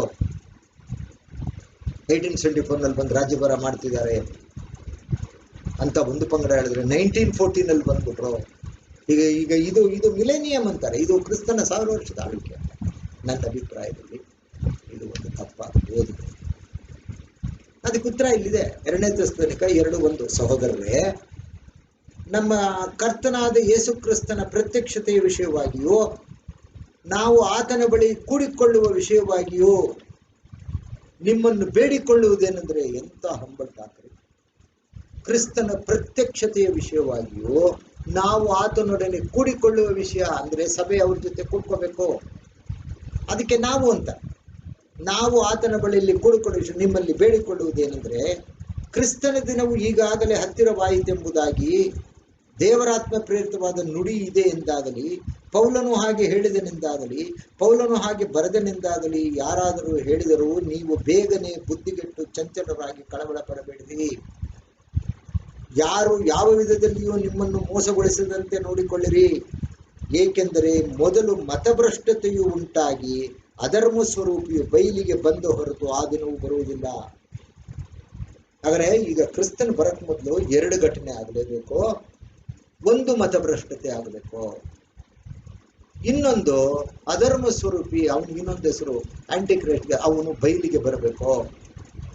ಇದು 2 ಘಟನೆ ಆಗೋವರೆಗೆ ಕ್ರಿಸ್ತನು ಬರಲ್ಲ. ಈಗ ನಾವು ಸ್ವಲ್ಪ ಯೋಚನೆ ಮಾಡಿ, ನಾವಿರ್ತಕ್ಕಂಥದ್ದು ಈ ಮತಭ್ರಷ್ಟತೆಯ ಕಾಲ.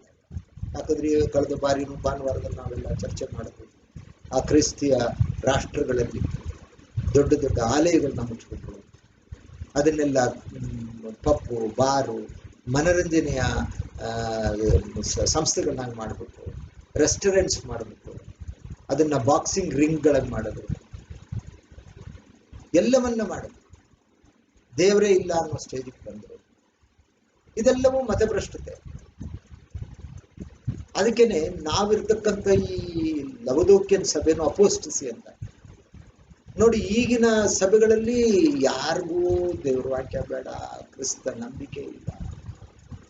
ನಾವು 1 ತಿಮೋತಿ 4ನೇ ಅಧ್ಯಾಯದಲ್ಲಿ ಕೆಲವು ವಚನಗಳು, 2 ತಿಮೋತಿ 3ನೇ ಅಧ್ಯಾಯದಲ್ಲಿ ಕೆಲವು ವಚನಗಳು ಓದಿದಾಗ, ಇವತ್ತು ನಾವು ಪ್ರಸ್ತುತ ದಿನಗಳಲ್ಲಿ ಹೇಗೆ ಕ್ರಿಸ್ತನ ಹೆಸರು ಹೇಳ್ಕೊಳ್ಳೋದು, ಸುಮ್ಮನೆ ಹೆಸರಿಗೆ ಹೇಳ್ಕೊಂಡಿದ್ರು, ಆ ನಂಬಿಕೆ ಯಾರಲ್ಲೂ ಇಲ್ಲ. ಎಲ್ಲ ಆಲಯಗಳು ಬರಿದಾಗ್ಬಿಟ್ಟಿದೆ. ಯಾರು ಅದರ ಬಗ್ಗೆ ಚಿಂತನೆ ಮಾಡಲ್ಲ. ಮನರಂಜನೆ, ತಮ್ಮದೇ ಆದ ಪ್ರತಿಷ್ಠೆ, ತಾವೇ ಒಂದು, ಅದೇ ಹೇಳಿದ್ರಲ್ಲ ಆ ಕೀರ್ತನೆ 16, ದುರ್ಮತಿಗಳು ಮನಸ್ಸಿನಲ್ಲಿ ದೇವರಿಲ್ಲ ಅಂದುಕೊಳ್ಳುತ್ತಾರೆ, ಅವರು ಕೆಟ್ಟು ಹೋದರು. ಸೊ ಈಗ ನಾವು ಒಪ್ಕೊಳ್ಳೋಣ, ನಾವೀಗ ಇರ್ತಕ್ಕಂಥ ದಿನಗಳು ಮತಭ್ರಷ್ಟತೆಯ ದಿನ. ಆ ಹೆಸರು ಹಾಗೆ ಇದೆ, ಲವದೋಕಿಯನ್ ಸಭೆ. ಲವದೋಕಿಯಾದಲ್ಲಿ ಏನಂತ ಅವ್ರಿಗೆ ಹೇಳ್ತಾರೆ, ನೀನು ತಣ್ಣಗೂ ಇಲ್ಲ ಬೆಚ್ಚಗೂ ಇಲ್ಲ, ನೀನು ತಣ್ಣಗಾಗಲಿ ಬೆಚ್ಚಗಾಗಲಿ ಇದ್ರೆ ಪರವಾಗಿದ್ದಿಲ್ಲ, ಆದ್ರಿಂದ ನಿನ್ನನ್ನು ಉಗುಳಿ ಬಿಡುವೆನು. ನೀನು ಕಾಣ್ತದೆ ಅಂತ ತಿಳ್ಕೊಂಡಿದ್ಯಾ? ಇಲ್ಲ, ನೀನು ಕುರುಡ, ನಾನು ಕೂಡ ಅಂಜನ ಹಾಕೋ. ನೀನು ನಿರ್ವಾಣವಾಗಿದೆಯಾ? ನಿನ್ ಬಟ್ಟೆನೇ ಹಾಕೊಂಡಿಲ್ಲ, ನೀನು ಬೆತ್ತಲೆ ಇದೆಯಾ? ನಾನು ಕೊಡುವ ವಸ್ತ್ರವನ್ನು ಉಟ್ಕೋ. ಇವೆಲ್ಲ ಲವದೋಕ್ಯನ್ ಸಭೆಯಲ್ಲಿ ಖಂಡಿಸಿರ್ತಕ್ಕಂಥ ವಿಷಯಗಳು. ಹಾಗಾದ್ರೆ ಮೊದಲು ಮತಭ್ರಷ್ಟತೆ ಆಗ್ಬೇಕು. ಈಗ ನಾವು ಮತಭ್ರಷ್ಟತೆಯ ಕಾಲದಲ್ಲಿ ಇದ್ದೀವಿ. ಹಾಗಾದ್ರೆ ಅಧರ್ಮ ಸ್ವರೂಪಿ ಅವನಿನ್ನು ಬಯಲಿಗೆ ಬಂದಿಲ್ಲ. ಇನ್ನು ನಾವು ಮುಂದಕ್ಕೆ ಓದ್ಕೋಣ. ಯಾವುದು ದೇವರೆನಿಸಿಕೊಳ್ಳೋದು, ಯಾವುದು ಪೂಜೆ ಹೊಂದುತ್ತದೋ ಅದನ್ನೆಲ್ಲ ನಾಶನಕ್ಕೆ ಅಧೀನನಾದ ಆ ಪುರುಷನು ಎದುರಿಸಿ ಅದಕ್ಕಿಂತ ಮೇಲಾಗಿ ತನ್ನನ್ನು ತಾನೇ ಹೆಚ್ಚಿಸಿಕೊಂಡು ತಾನೇ ದೇವರೆಂದು ಹೇಳಿಕೊಂಡು ದೇವರ ಗರ್ಭಗುಡಿಯಲ್ಲಿ ಕೂತುಕೊಳ್ಳುತ್ತಾನೆ. ಅದಿನ್ನೂ ನಡೆದಿಲ್ಲ. ಅದನ್ನೇ ಕ್ರಿಸ್ತನು ಮತ್ತಾಯ 24:15 ಹಾಳು ಮಾಡುವ ದಾನಿಯನ್ನ ಪ್ರವಾದನಾ ಗ್ರಂಥದಲ್ಲಿ ಹಾಳು ಮಾಡುವ ವ್ಯವಸ್ಥೆ ಪವಿತ್ರ ಸ್ಥಾನದಲ್ಲಿ ನಿಂತ್ಕೊಂಡಾಗ ಯೂದಾಯದನ್ನು ಬಿಟ್ಟುಕೊಳ್ಳೋದು, ಅದು ಮಹಾ ಸಂಕಟ ದಿನ. ಅದಿನ್ನೂ ಬಂದಿಲ್ಲ, ಅದು ಬರಬೇಕು. ಅದರಿಂದ ಇದು ಕ್ರಿಸ್ತನ 1000 ವರ್ಷದ ಆಳ್ವಿಕೆ ಅಲ್ಲ, ಇದು ಮತಭ್ರಷ್ಟತೆಯ ಕಾಲ ಅಂತಕ್ಕಂಥದ್ದು ಸ್ಪಷ್ಟವಾಗಿ ನಮಗೆ ಗೊತ್ತಾಗುತ್ತೆ. ಅದನ್ನ ಲೂಕ 21:21 ಹೇಳಿದ್ದಾರೆ, ಮಾರ್ಕ್ 13:14 ಹೇಳಿದ್ದಾರೆ ಹಾಳು ಮಾಡುವ ವಸ್ತು ಬಗ್ಗೆ. ಮತ್ತೆ ದಾನಿಯೇಲ 9:25 ಅದರ ಬಗ್ಗೆ ಎಲ್ಲವೂ ಪ್ರಸ್ತಾಪ ಆಗಿದೆ. ಹಾಗಾದ್ರೆ ಕ್ರಿಸ್ತನ ಸಹೋದರ ಸಹೋದರಿ, ಈ ದಂಡನೆಗೆ ಹೇಳ್ತಕ್ಕಂಥದ್ದು ಇಸ್ರೇಲ್ಗೆ ಪ್ರತ್ಯೇಕವಾಗಿ ದಂಡನೆ. ಅದು ಬಹಳ ಕಠೋರ. ಆ ಮಹಾಸಂಕಟ ದಿನದಲ್ಲಿ ಇಸ್ರೇಲ್ಗೆ ಬಹಳ ತೊಂದರೆ ಆಗುತ್ತೆ. ಅದಕ್ಕೆ ಯಾಕೋಬನ ಬಿಕ್ಕಟ್ಟಿನ ದಿನ ಅಂತ ಕರೀತಾರೆ. ಯಾಕೋಬನ ಬೇನೆ ತಿನ್ನುವುದು, ಜಾಕೋಬ್ಸ್ ಟ್ರಬಲ್ ಅಂತ ಅದಕ್ಕೆ ಹೆಸರನ್ನು ಇಟ್ಟುಬಿಟ್ಟಿದ್ದಾರೆ. ಹಾಗಾದ್ರೆ ಇದಕ್ಕೆ ಬಹಳಷ್ಟು ವಿಷಯಗಳನ್ನ ಹೇಳಬೇಕಾಗಿದೆ, ಸಮಯ ಇಲ್ಲ. ಈ ತದನಂತರದಲ್ಲಿ ಆಗ್ತಕ್ಕಂಥದ್ದು ಈ ಅಂದ್ರೆ ಕ್ರೈಸ್ತ ವಿರೋಧಿಯ 7 ವರ್ಷದಲ್ಲಿ ಆ ಮಹಾಸಂಕಟ ದಿನದಲ್ಲಿ ಇಸ್ರೇಲ್ಗೆ ಬಹಳಷ್ಟು ಸಂಕಟ, ಬಹಳಷ್ಟು ತೊಂದರೆ, ಬಹಳಷ್ಟು ಜನರನ್ನ ಕೊಂದು ಬಿಡ್ತಾನೆ, ಹತ್ಯೆ ಮಾಡ್ತಾನೆ. ಅವನನ್ನು ಒಪ್ಕೊಳ್ದೆ ಅವ್ರನ್ನ ಮರಣಕ್ಕೆ ಗುರಿಪಡಿಸ್ತಾನೆ. ಅವನ ಗುರುತನ್ನ ಹಣೆ ಮೇಲೆ ಕೈ ಮೇಲೆ ಹಾಕದೆ ಹೋದ್ರೆ ಅವನ್ನೆಲ್ಲರೂ ಮರಣದಂಡನೆ ಒಪ್ಪಿಸ್ತಾನೆ. ಒಂದು ಕಡೆ ಯೋಹಾನದಲ್ಲಿ ಹೇಳ್ತಾರೆ, ಒಂದು ಕಾಲ ಬರ್ತದೆ ನಿಮ್ಮನ್ನು ಕೊಲ್ಲುವವರು ನಮ್ಮ ದೇವರಿಗೆ ಯಜ್ಞ ಮಾಡಿದವು ಅಂತ ಹೇಳ್ತಕ್ಕಂಥ ಕಾಲ ಬರ್ತದೆ ಅಂತ ಯೋಹಾನದಲ್ಲಿ ಕ್ರಿಸ್ತನೇ ಹೇಳೋದಿಲ್ಲ. ಸೊ ಆ ಸಂಕಟದಲ್ಲಿ ಇಸ್ರೇಲ್ ಸಿಕ್ಕಾಪಡುತ್ತೆ. ವಿಶ್ವವೇ ಕ್ರೈಸ್ತ ವಿರೋಧಿ ಅಧೀನದಲ್ಲಿದ್ರೂ ಸಹ ಬಹಳ ಒತ್ತಡಕ್ಕೆ, ಬಹಳ ಸಂಕಟ ಪಡ್ತಕ್ಕಂಥವ್ರು ಇಸ್ರೇಲ್. ಕೊನೆಗೆ ಈ ಸಂಕಟನ ಈ ಸಂಕಟದ ದಿನಗಳು ಬರ್ತವೆ ಅಂತಾನೆ ಎಷ್ಟೋ ದೊಡ್ಡ ದೊಡ್ಡ ಸತ್ಯವೇದ ಪಂಡಿತರುಗಳು ಪ್ರೀ ರ್ಯಾಪ್ಚರಿಸ್ಟ್ ಆಗ್ಬಿಟ್ರು. ಈ ಮಹಾಸಂಕಟಕ್ಕೆ ಮೊದಲೇನೆ ಸಭೆ ಎತ್ತಲ್ಪಡ್ತದೆ ಅಂತ. ಅದು ತಪ್ಪು. There is no pre rapture. ಸಭೆ ಇರಬೇಕು, ಆ ಮಹಾಸಂಕಟದಲ್ಲಿ ಸಭೆ ಇರಬೇಕು. ಅದು ಮತ್ತಾಯದಲ್ಲೇ ಇದೆ. ಇವುಗಳೆಲ್ಲ ಆದ ಮೇಲೆ ಮನುಷ್ಯಕುಮಾರನು ಆಕಾಶದಲ್ಲಿ ಬರ್ತಕ್ಕಂಥ ಸೂಚನೆಗಳು ಕಾಣ್ತವೆ. ನಮ್ಮ ಈ ಕ್ರೈಸ್ತ ಮಂಡಳಿಯಲ್ಲಿ 99% ಪ್ರೀ ರ್ಯಾಪ್ಚರಿಸ್ಟ್ ಇರೋದು, ಪೋಸ್ಟ್ ರ್ಯಾಪ್ಚರಿಸ್ಟ್ ಇಲ್ಲ. ಅಂದ್ರೆ ಈ ಮಹಾಸಂಕಟ ದಿನ ಬರಕ್ ಮೊದಲು ಕ್ರಿಸ್ತನ್ ಬಂದು ಸಭೆ ನೆತ್ಕೊಂಡ್ಬಿಡ್ತಾರೆ. ಅಂದ್ರೆ ಈ ಮಹಾಸಂಕಟದಲ್ಲಿ ನಾವಿರೋದೇ ಇಲ್ಲ, ನಾವು ಕ್ರಿಸ್ತನ ಜೊತೆ ಪರಮದಲ್ಲಿ. ಆದರೆ ಪ್ರಸ್ತುತ ಸಂದರ್ಭದಲ್ಲಿ ಅದು ತಪ್ಪು. ಪೋಸ್ಟ್ ರ್ಯಾಪ್ಚರೇನೆ. ಸಭೆ ಇದ್ದು ಆ ಸಂಕಟ ದಿನಗಳನ್ನ ಅನುಭವಿಸೇನೆ ಅದು ಮುಂದೆ ಬರಬೇಕು ಅಂತಕ್ಕಂಥ ಒಂದು ವಿಷಯ. ಈಗ ನಾವು ಇನ್ನೂ ನಮಗಿರ್ತಕ್ಕಂಥ ಸ್ವಲ್ಪ ಸಮಯದಲ್ಲಿ ಆ ಜನಾಂಗಗಳ ಒಂದು ನ್ಯಾಯ ತೀರ್ಪನ್ನ ನೋಡಿ, ಅದಕ್ಕೆ ನಾವು ಏನ್ ನೋಡಬೇಕು ಅಂತ ಹೇಳಿದ್ರೆ, ಈ ಜನಾಂಗಗಳ ನ್ಯಾಯ ತೀರ್ಪು ಅಂತ ಹೇಳಿದ್ರೆ, ಈಗ ಈ ಕ್ರಿಸ್ತ ವಿರೋಧಿಯ ಕಾಲ 7 ವರ್ಷ ನೆನ್ಪಿಟ್ಕೊಳ್ಳಿ. ಅದರಲ್ಲಿ ಮೊದಲನೇ 3.5 ವರ್ಷ, ಎರಡನೇ 3 ವರ್ಷ, ಎರಡನೇ 3.5 ವರ್ಷನೇ ಲೆಕ್ಕ ಮಹಾಸಂಕಟಕ್ಕೆ. ಅದನ್ನ ಎಲ್ಲಿ ಪ್ರಸ್ತಾಪ ಮಾಡ್ತಾರೆ ಅಂದ್ರೆ ದಾನಿಯೇಲ 12:7ರಲ್ಲಿ. ದಾನಿಯೇಲ 12:7ರಲ್ಲಿ ನದಿಯ ನೀರಿನ ಮೇಲೆ ನಿಂತು ನಾರುಮಡಿಯನ್ನು ಧರಿಸಿ ನಿಂತಿದ್ದ ಮನುಷ್ಯನು ತನ್ನ ಎಡಗೈಯನ್ನು ಬಲಗೈಯನ್ನು ಆಕಾಶದ ಕಡೆ ಎತ್ತಿ ಸದಾಕಾಲ ಜೀವಂತವಾಗಿರುವ ಆತನ ಮೇಲೆ ಆಣೆಯಿಟ್ಟು, ಅದು ಕಾಲಗಳು ಅರ್ಧ ಕಾಲ ಇರುವುದೆಂದು ಆತನು ಪರಿಶುದ್ಧ ಜನರ ಬಲವನ್ನು ಚದುರಿಸಿದ ಮೇಲೆ ಇವುಗಳೆಲ್ಲವೂ ಈಡೇರುವುದೆಂದು ಅಂದದ್ದನ್ನು ನಾನು ಕೇಳಿದೆನು. ಅಂದ್ರೆ ಹಾಳು ಮಾಡುವ ಅಸ್ಯವತ್ತು ಪವಿತ್ರ ಸ್ಥಾನದಲ್ಲಿ ಬಂದು ನಿಂತಾಗ ಕಾಲ 2 ಕಾಲ ಅರ್ಧ ಕಾಲ ಅಂತ ಹೇಳಿದ್ರೆ ಟೈಮ್ಸ್ ಅಂಡ್ ಆಫ್ ಟೈಮ್ ಅಂತ. ಕಾಲ ಅಂದ್ರೆ 360 ವರ್ಷ, 2 ಕಾಲ ಅಂದ್ರೆ 360, ಅರ್ಧ ಕಾಲ ಅಂದ್ರೆ 180, ಟೋಟಲ್ ಆಗಿ 1260 ದಿನ ಅಂದ್ರೆ 3.5 ವರ್ಷ ಹಾಳು ಮಾಡುವ ಅಸ್ಯವಸ್ತುವಲ್ಲಿ ಪವಿತ್ರ ಸ್ಥಾನದಲ್ಲಿ ಕೂತು ಆಂಟಿ ಕ್ರೈಸ್ಟ್ನ ಮಹಾಸಂಕಟ ನಡೆಯುತ್ತೆ. ಅಲ್ಲಿಗೆ ಮೊದಲನೇ 3.5 ವರ್ಷ ವಾರ್ನಲ್ಲಾಗುತ್ತೆ, ಎರಡನೇ 3.5 ವರ್ಷ 1260 ದಿನ ಅಂದ್ರು ಒಂದೇ, 42 ತಿಂಗಳು ಅಂದ್ರು ಒಂದೇ, 1260 ದಿನ ಇದೆಲ್ಲೂ ಒಂದೇ. ಅದಕ್ಕೇನೆ 1 ಕಾಲ 2 ಕಾಲ ಅರ್ಧ ಕಾಲ ಅಂತ ಹೇಳುತ್ತೆ. ಆ ಕಾಲಗಳು ತೀರಿದ ಮೇಲೆ ಕ್ರಿಸ್ತನು ಬಂದ್ಬಿಡ್ತಾರೆ, ಸಭೆ ನೆತ್ತಿ 7 ವರ್ಷ ಮುಗಿತಾ ಇರಂಗೆ ಅದಕ್ಕೆ ತಾನು ಆದುಕೊಂಡ ಜನರಿಗಾಗಿ ಆ ದಿನವನ್ನು ಸ್ವಲ್ಪವಾದರೂ ಕಡಿಮೆ ಮಾಡಿದೆ. ಒಂದು ನರಪ್ರಾಣಿ ಉಳಿಯಲ್ಲ ಅಂದ್ರೆ ದೇವರು ನಿಲ್ಲಲ್ಲ. 7th ಇಯರ್ ಆಂಟಿ ಕ್ರೈಸ್ಟ್ ಕೊಟ್ಟಿರ್ತಕ್ಕಂಥ 7ನೇ ವರ್ಷ ಮುಗಿತಾ ಇರಂಗೆ ಕ್ರಿಸ್ತನ ಪ್ರತ್ಯಕ್ಷತೆ ಆಗಿ ಸಭೆ ಎತ್ತಲ್ಪಟ್ಟು ಆ ಯಜ್ಞ ಕುರಿ ಆದ್ಯೋತನಿಗೆ ಮದುವೆ ಆಗಿ ಆ ಒಂದು ನಾವುಗಳೆಲ್ಲರೂ ಇದೇದಲ್ಲಿ ನಡೆಸಿದ ಒಳ್ಳೆಯದಕ್ಕಾಗಲಿ ಕೆಟ್ಟದಕ್ಕಾಗಲಿ ಸರಿಯಾದ ಪ್ರತಿಫಲವನ್ನು ಹೊಂದಲಿಕ್ಕೆ ನಾವು ನ್ಯಾಯಾಸನ ಮುಂದೆ ಬರಬೇಕು ಅಂತ ಪ್ರತಿಫಲ ಪಡ್ಕೊಂಡು ಪುನಃ ಬರದೇನೆ 19th ಚಾಪ್ಟರ್ ಪ್ರಕಟಣಾ ಗ್ರಂಥ. ಕ್ರಿಸ್ತನು ಒಂದು ಬಿಳಿ ಕುದುರೆ ಮೇಲೆ ಬರ್ತಾರೆ, ಆತನಿಗೆ ಬಹಳ ಮುಕುಟಗಳು ಕೊಡಲ್ಪಟ್ಟಿತ್ತು, ಬಾಯಿನಲ್ಲಿ ಒಂದು ಬಾಯಿ ತಪ್ಪಿತ್ತು. ಆತನ ತಿರುಗಿ ನೋಡಿದಾಗ ಅವ್ರ ಜೊತೆ ಅದೇ ತರ ಬಿಳಿ ಕುದುರೆ ಮೇಲೆ ಕೂತಕ್ಕಂಥ ಪರಲೋಕ ಸೈನ್ಯ ಇತ್ತು. ಇವರುಗಳೆಲ್ಲ ಸೇರಿ ವಾರ್ ಆಫ್ ಅರ್ಮಗದಾನ್ ಆಗುತ್ತೆ. ಹಾಗಾದ್ರೆ ವಾರ್ ಆಫ್ ಅರ್ಮಗದಾನ್ ಯುದ್ಧದಲ್ಲಿ ಆ ಸುಳ್ಳು ಪ್ರವಾದಿ, ಇದು ಕ್ರೈಸ್ತ ವಿರೋಧಿ ಸುಳ್ಳು ಪ್ರವಾದಿ ಇಬ್ಬರು ಸೆರೆಸಕ್ಕಿ ಬೆಂಕಿ ಗದ್ದೆಗಳ ಕೆರೆಗೆ ದೊಬ್ಬಲ್ಪಡ್ತಾರೆ. ಕೋಟ್ಯಾನುಕೋಟಿ ಜನ ಸಾಯ್ತಾರೆ. ಆಗ್ಲೇನೆ ಒಬ್ಬ ದೇವದೂತ ಸೂರ್ಯನಲ್ಲೇ ಹೋಗಿ ನಿಂತ್ಕೊಂಡ್ಬಿಟ್ಟು ಅಲ್ಲಿರೋ ಹಾರಾಡ್ತಕ್ಕಂಥ ಪಕ್ಷಿಗಳಿಗೆ ಆಹ್ವಾನ ಮಾಡ್ತಾನೆ, ಬನ್ನಿ, ನಿಮಗೆ ಪಕ್ಷ ಭೋಜನ ಇದೆ, ರಾವುತರ ಮಾಂಸ, ಹಿರಿಯರ ಮಾಂಸ, ಸೈನಿಕರ ಮಾಂಸ, ರಾಜರ ಮಾಂಸ, ದೊಡ್ಡವರ ಮಾಂಸ, ಚಿಕ್ಕ ಪಕ್ಷ ಭೋಜನ ಇದೆ ಅಂತ ಸೂರ್ಯನಲ್ಲಿ ನಿಂತ್ಕೊಂಡು ಕೂಗ್ತಾನೆ. ಅಂದರೆ ಆ ಸಾವು ನೋವಿನ ತೀವ್ರತೆ, ಆ ಯುದ್ಧದ ತೀವ್ರತೆಯನ್ನ ಅಲ್ಲಿ ವಿವರಣೆ. ತದನಂತರದಲ್ಲಿ ಕ್ರಿಸ್ತನು ಆ ಶ್ವೇತ ಸಿಂಹಾಸನಕ್ಕೆ ಬಂದು ಕೂತ್ಕೊತಾರೆ. ಅದನ್ನೇ ಎಲ್ಲಿ ಪ್ರಸ್ತಾಪ ಮಾಡಿದ್ದಾರೆ ಅಂತ ಹೇಳಿದ್ರೆ ಮತ್ತಾಯ 25ನೇ ಅಧ್ಯಾಯ. ಹಾಗಾದ್ರೆ ಕ್ರಿಸ್ತನು ಆ ಮಹಾಸಿಂಹಾಸನದ ಮುಂದೆ ಬಂದು ಕೂತ್ಕೊಂಡಾಗ ಅವ್ರ ಮುಂದೆ ಎಲ್ಲ ಬಂದು ಜನ ನಿಂತ್ಕೋತಾರೆ. ಅವರೆಲ್ಲ ಯಾರು ಅಂದ್ರೆ ಅವ್ರು ಯಾರು ರಕ್ಷಣೆ ಒಂದೇ ಇರ್ತಕ್ಕಂಥ ಜನ. ಅದೇ ಜನಾಂಗಗಳ ಮೇಲೆ ತೀರ್ಪಾಗುತ್ತೆ. ಅವರಲ್ಲಿ ಕೆಲವರೆಲ್ಲ ಈ ಕ್ರೈಸ್ತ ವಿರೋಧಿಯ ಏಳು ವರ್ಷ ಆ 7 ವರ್ಷದಲ್ಲಿ ಮೊದಲನೇ 3 ವರ್ಷ, ಎರಡನೇ 3 ವರ್ಷದಲ್ಲಿ 1,44,000 ಎವ್ಯಾಂಜಲಿಸ್ಟ್ ಅವರು, ಸುವಾರ್ತೆ ಸಾರ್ಥನೇ ಇರ್ತಾರೆ.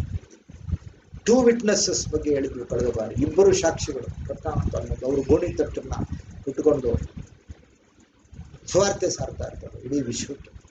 ಅವ್ರಿಗೆ ಯಾರು ಅಡ್ಡಿಪಡಿಸಿದ್ರೆ ಆಕಾಶದಿಂದ ಬೆಂಕಿ ಬಂದು ಅವ್ರನ್ನ ಕೊಲ್ಲೋ ಶಕ್ತಿ ಅವ್ರಿಗಿದೆ. ಇದನ್ನೆಲ್ಲ ಕೆಲವು ಜೆಂಟೈಲ್ಸ್ ಅಂದರೆ ಜನಾಂಗಗಳು ಕೇಳಿ ಕೇಳಿ ಕೇಳಿ ಅವರು ದೇವ್ರನ್ನ ಅರ್ಥಕೊಂಡಿರ್ತಾರೆ. ಕ್ರಿಸ್ತನ ಬಗ್ಗೆ ಅವ್ರಿಗೊಂದು ಗೌರವ ಮೂಡಿರ್ತದೆ, ಅದ್ರ ಬಗ್ಗೆ ಅರ್ಥಕೊಂಡಿರ್ತಾರೆ. ಅವರುಗಳು ಸತ್ತಿರಲ್ಲ. ಆದಾಮನಿಂದ ಹುಟ್ಟಿದವರು ಇನ್ನೂ ಸತ್ತಿರಲ್ಲ ಅವರು. ಆದರೆ ಯಾವುದರಿಂದ ಎಸ್ಕೇಪ್ ಆಗ್ಬಿಟ್ಟಿರ್ತಾರೆ, ಬಚಾವಾಗಿರ್ತಾರೆ ಅಂದರೆ ಕ್ರೈಸ್ತ ವಿರೋಧಿಯ 2ನೇ 3.5 ವರ್ಷ ಮಹಾಸಂಕಟ ದಿನದಲ್ಲಿ ಬಚಾವಾಗ್ಬಿಟ್ಟಿರ್ತಾರೆ. ಅಲ್ಲೇ ಹೇಳಿದ್ರಲ್ಲ, ಕ್ರಿಸ್ತನ್ ಹಾಳು ಮಾಡುವ ಸುವಸ್ತು ಪವಿತ್ರ ಸ್ಥಾನದಲ್ಲಿ ನಿಂತಾಗ ಯೂದಾಯದಲ್ಲಿ ಬೆಟ್ಟಕ್ಕೆ ಹೋಗೋ ಬೆಟ್ಟ ಗುಡ್ಡ ಕಾಡು ಮೇಡು ಎಲ್ಲೋ ಹೋಗಿ ಕ್ರೈಸ್ತ ವಿರೋಧಿಕೆಯಿಂದ ತಪ್ಪಿಸ್ಕೊಂಡಿರ್ತಾರೆ. ಇನ್ನೂ ಕೆಲವರು ಆ ಅರ್ಮಗದವನು ಮಹಾಯುದ್ಧದಲ್ಲೂ ಅವರು ಸತ್ತಿರಲ್ಲ. ಅವ್ರು ಇನ್ನೂ ಸತ್ತಿರಲ್ಲ. ಅವರೆಲ್ಲರೂ ಕ್ರಿಸ್ತರ ಮಹಿಮೆಯ ಸಿಂಹಾಸನದಲ್ಲಿ ಬರ್ತಾರೆ. ಆವಾಗ ಕ್ರಿಸ್ತನು ಅವರಿಗೆ ಒಂದು ನ್ಯಾಯವನ್ನು ಕೊಡ್ತಾರೆ. ಎಷ್ಟು ಚೆನ್ನಾಗಿರ್ತದೆ ಅಂದರೆ, ಕೆಲವ್ರನ್ನ ಬಲಗಡೆ ಇರೋರ್ನೆಲ್ಲ ಕುರಿ ಅಂದ್ರಂತೆ, ಎಡಗಡೆ ಇರಲಿಲ್ಲ ಆಡುವಂತ ಅವ್ರನ್ನ ವಿಂಗಡಿಸ್ಬಿಡ್ತಾರೆ. ಆ ಕುರಿಗಳಿಗೆ ಹೇಳ್ತಾರೆ, ನನ್ನ ತಂದೆ ನಿಮಗಾಗಿ ಸ್ಥಾಪನೆ ಮಾಡಿಟ್ಟಿರ್ತಕ್ಕಂಥ ಈ ಲೋಕಕ್ಕೆ ಪ್ರವೇಶ ಮಾಡಿ, ಅಂದರೆ ಮಿಲೇನಿಯಂ ತನ್ನ 1,000 ವರ್ಷದ ಆಳ್ವಿಕೆಗೆ ನೀವು ಪ್ರಜೆಗಳಾಗಿ ಇಲ್ಲಿ ಬನ್ನಿ, ನೀವಿರಿ ಇಲ್ಲಿ ಅಂತ ಅವ್ರನ್ನ ಆಶೀರ್ವದಿಸ್ತಾರೆ. ಯಾಕೆ ಅಂದರೆ, ನಾನು ಸಂಕಟದಲ್ಲಿದ್ದೆ ಆವಾಗ ಬಂದು ನನ್ನ ನೋಡಿದ್ರಿ, ನಾನು ಹೊಟ್ಟೆಗೆ ಇಲ್ಲದೆ ಹಸ್ದಿದ್ದೆ ನನಗೆ ಊಟ ಕೊಟ್ರಿ, ನಾನು ಸೆರೆವಾಸದಲ್ಲಿದ್ದರೆ ಅಲ್ಲಿ ಬಂದು ನನ್ನ ನೋಡಿದ್ರಿ, ನಾನು ಕಾಯಿಲೆ ಇದ್ದೆ ನಾನು ಬಂದು ಉಪಚಾರ ಮಾಡಿದ್ರಿ.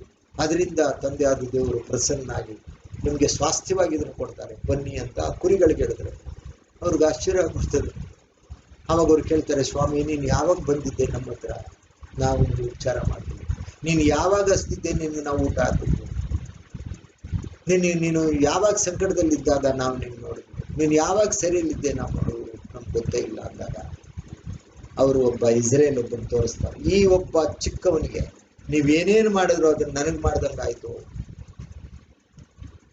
ಅಂದ್ರೆ ಅದು ಜನಾಂಗ ಅಲ್ಲ, ದೇವರಾದುಕೊಂಡಲ್ಲಿ ಆ ಒಂದು ಸಂಕಟದಲ್ಲಿ ಇಸ್ರೇಲು ಬಹಳ ಸಂಕಟದಲ್ಲಿ ರಕ್ಷಣೆ ಹೊಂದ್ಕೊಳ್ಳೋಕ್ಕೆ ಅಲ್ಲಿ ಇಲ್ಲಿ ಓಡಾಡ್ತಿದ್ರೆ ಆ ಕ್ರೈಸ್ತ ವಿರೋಧಿ ಸಮಯದಲ್ಲಿ ಈ ಜೆಂಟೈಲ್ಸು ಅನ್ಯ ಜನ ಇವರು ಸಹಾಯ ಮಾಡಿರ್ತಾರೆ, ಇಸ್ರೇಲ್ ಜನಕ್ಕೆ ಆಶ್ರಯ ಕೊಟ್ಟಿರ್ತಾರೆ, ಹೊಟ್ಟೆ ಹಸಿರು ಊಟ ಹಾಕಿರ್ತಾರೆ, ಅವರು ಸಂಕಟದಲ್ಲಿದ್ದರೆ ಅವರು ಉಪಚಾರ ಮಾಡಿರ್ತಾರೆ, ಅವರು ಸೆರೆಯಲ್ಲಿದ್ದಾಗ ಅವ್ರಿಗೊಂದು ಸಹಾಯ ಮಾಡಿರ್ತಾರೆ. ಅದು ನನಗೆ ಮಾಡಿದ್ರಿ ಅಂತ. ಈ ಕಡೆ ಹಾಡಿಗೆ ಹೇಳ್ತಾರೆ, ಅದು ಕುರಿ ದಾರಿ, ನೀವು ಶಾಪಗ್ರಸ್ತರು. ನಾನು ಹಸ್ದಿದ್ದೆ ನನಗೆ ಊಟಕ್ಕೆ ಹಾಕಲಿಲ್ಲ, ನಾನು ಸಂಕಟದಲ್ಲಿ ಬಿದ್ದಿದ್ದೆ ನಾನು ವಿಚಾರಿಸ್ತಿದ್ದೆ, ನಾನು ಜೈಲಿನಲ್ಲಿದ್ದೆ, ನಾನು ಸೆರೆಯಲ್ಲಿದ್ದೆ ನಾನು ನೋಡಲಿಲ್ಲ.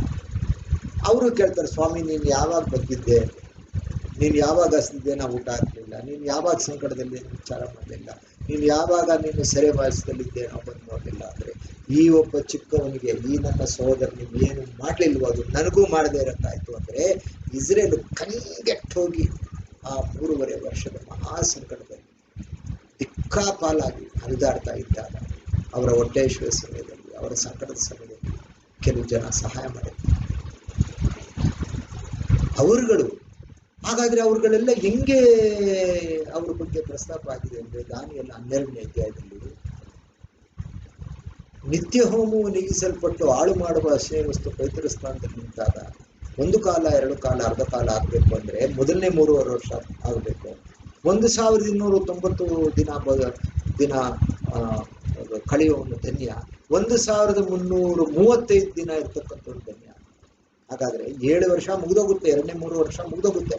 ಅಲ್ಲಿಂದ ಇನ್ನೊಂದು 30 ದಿನ, ಇನ್ನೊಂದು 45 ದಿನ, ಇನ್ನೊಂದು 75 ದಿನ. ಆಂಟಿ ಕ್ರೈಸ್ಟ್ ಅಂದ್ರೆ ಕ್ರೈಸ್ತ ವಿರೋಧಿ 7 ವರ್ಷ ಮುಗಿದು ಇನ್ನೊಂದು 75 ವರ್ಷ ಇರುತ್ತೆ. ಯಾಕೆ 75 ದಿನ ಇರುತ್ತೆ ಅಂದ್ರೆ ಕ್ರಿಸ್ತನ್ ಬಂದು ಆ ಸಭೆನ ಎತ್ಕೊಂಡೋಗಿ ಅಲ್ಲಿ ಪರಲೋಕದಲ್ಲಿ ಅವರಿಗೆ ಒಂದು ಪ್ರತಿಫಲವನ್ನ ಕೊಟ್ಟು ಆ ನ್ಯಾಯಾಸನದ ಮುಂದೆ ಅದೆಲ್ಲ ತೀರ್ಮಾನ ಆಗಿ ಯಜ್ಞದ ಕುರಿಯಾದ ಜೊತೆಗೆ ಮದುವೆ ಮಾಡಿಕೊಂಡು ಅವರು ಪರಲೋಕದಿಂದ ಪರಮಗದಾನಕ್ಕೆ ಬರ್ತಾರೆ.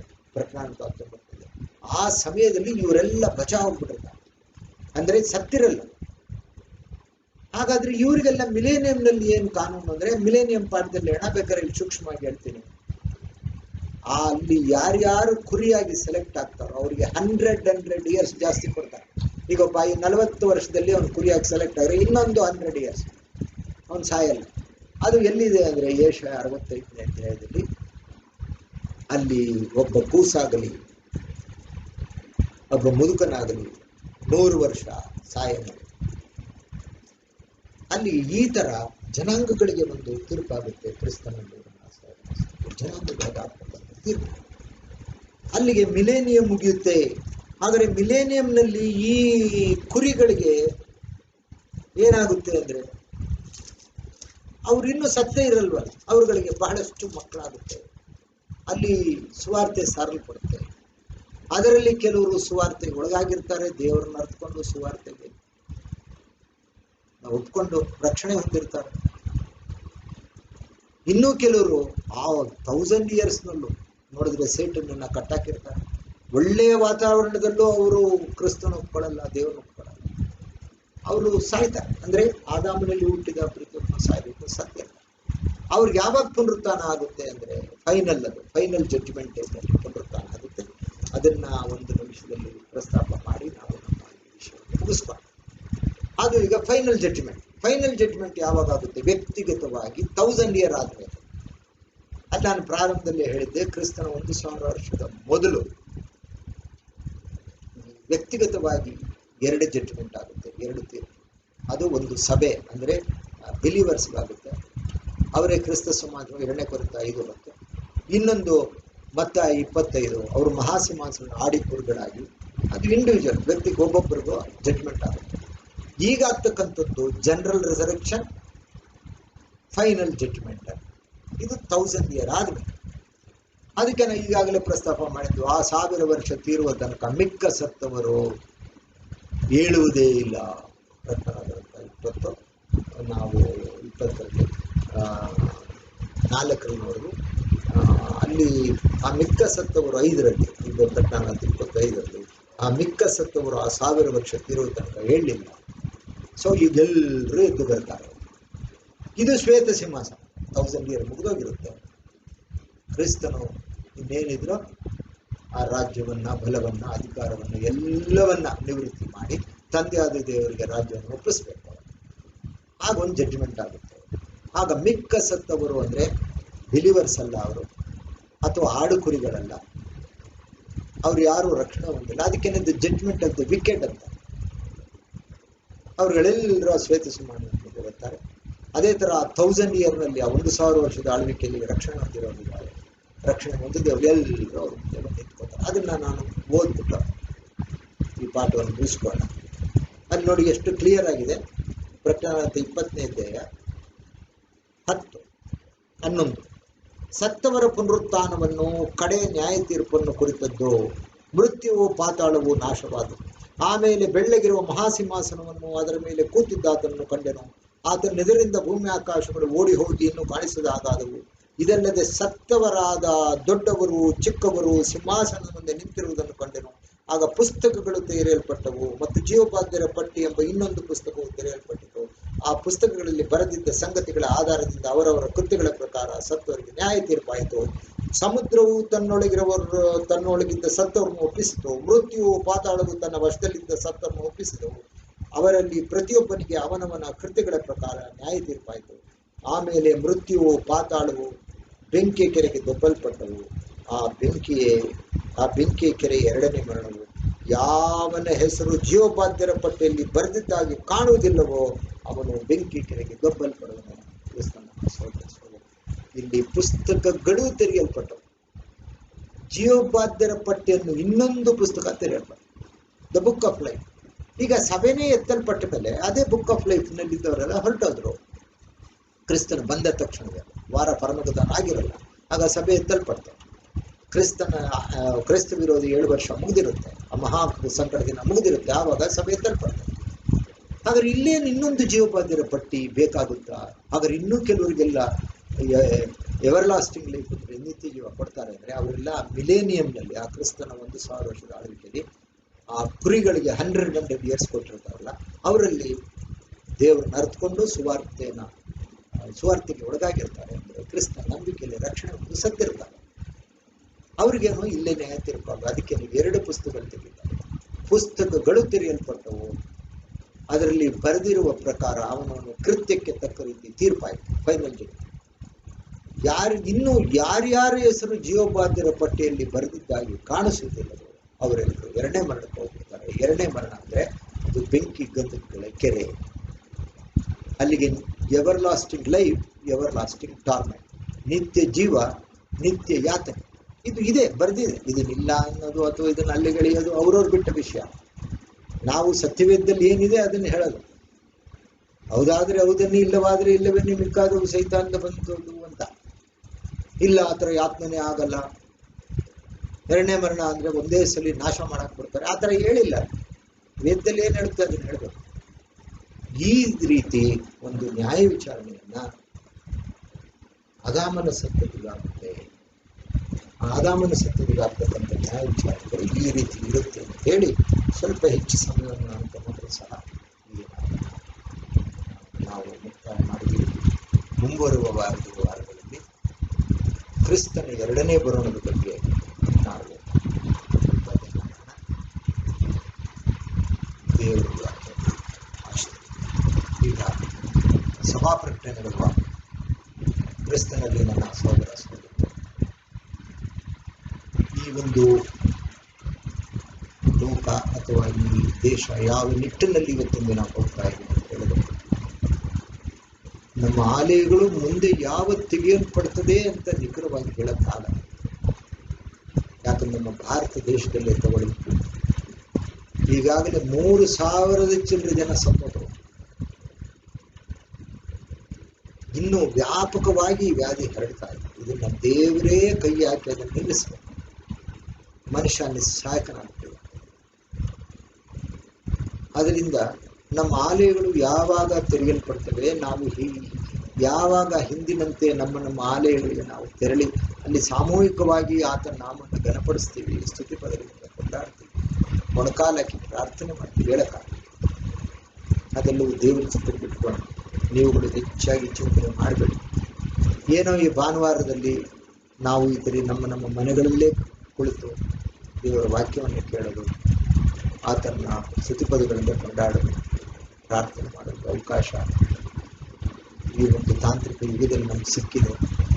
ದೇವರು ನಮಗೆ ಸ್ತೋತ್ರ ಆಗಿದೆ ಅಂತ ಹೇಳಿ ನೀವು ದಿನನಿತ್ಯವೂ ಎಳೆದು ಬಿಡದೆ ಪ್ರಾರ್ಥನೆ ಮಾಡೋಣ. ದೇವರು ಈ ಒಂದು ವ್ಯಾಧಿ ಈ ವಿಶ್ವವನ್ನು ಯಾಕಂದ್ರೆ ಇದು ಕಡೆಯ ಕಾಲ ಆದರೂ ಸಹ ಅದಕ್ಕೂ ಒಂದು ಸಮಯ ಇದೆ.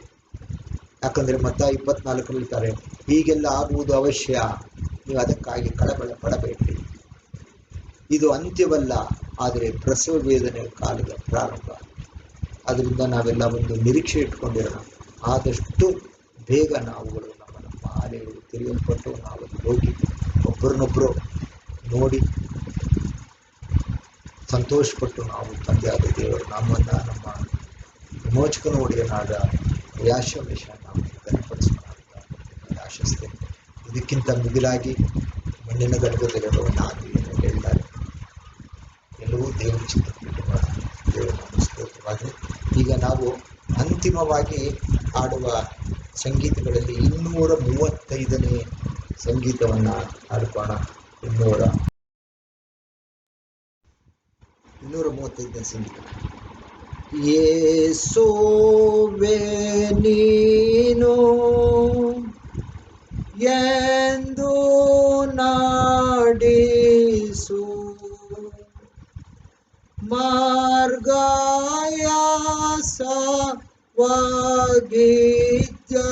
ಮಾರ್ಗಯಾಸವಾಗಿದ್ಯಾಗ್ಯೂ ಶತ್ರು ಎದುರಿಸಿದಾಗ್ಯೂ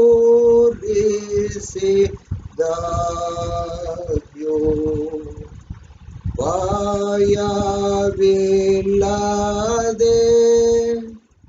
ಮುಂದೆ ಹೋಗುವೆ. ಕತ್ತಲಾದರೂ ಶತ್ರು ಬಂದರು ಧೈರ್ಯ ಕೊಡು ಕೃಪೆಯಿಂದ ಹಿಡಿ ನಿನ್ನ ಹಸ್ತದಿಂದ ನನ್ನ ತಪ್ಪಿಸು ಮೋಕ್ಷ ತೋರಿಸು ದುಃಖ ಬರಲು ಶಾಂತಿ ನೀ ಕೊಡು ಎಲ್ಲ ಶೋಧನೆಗಳನ್ನು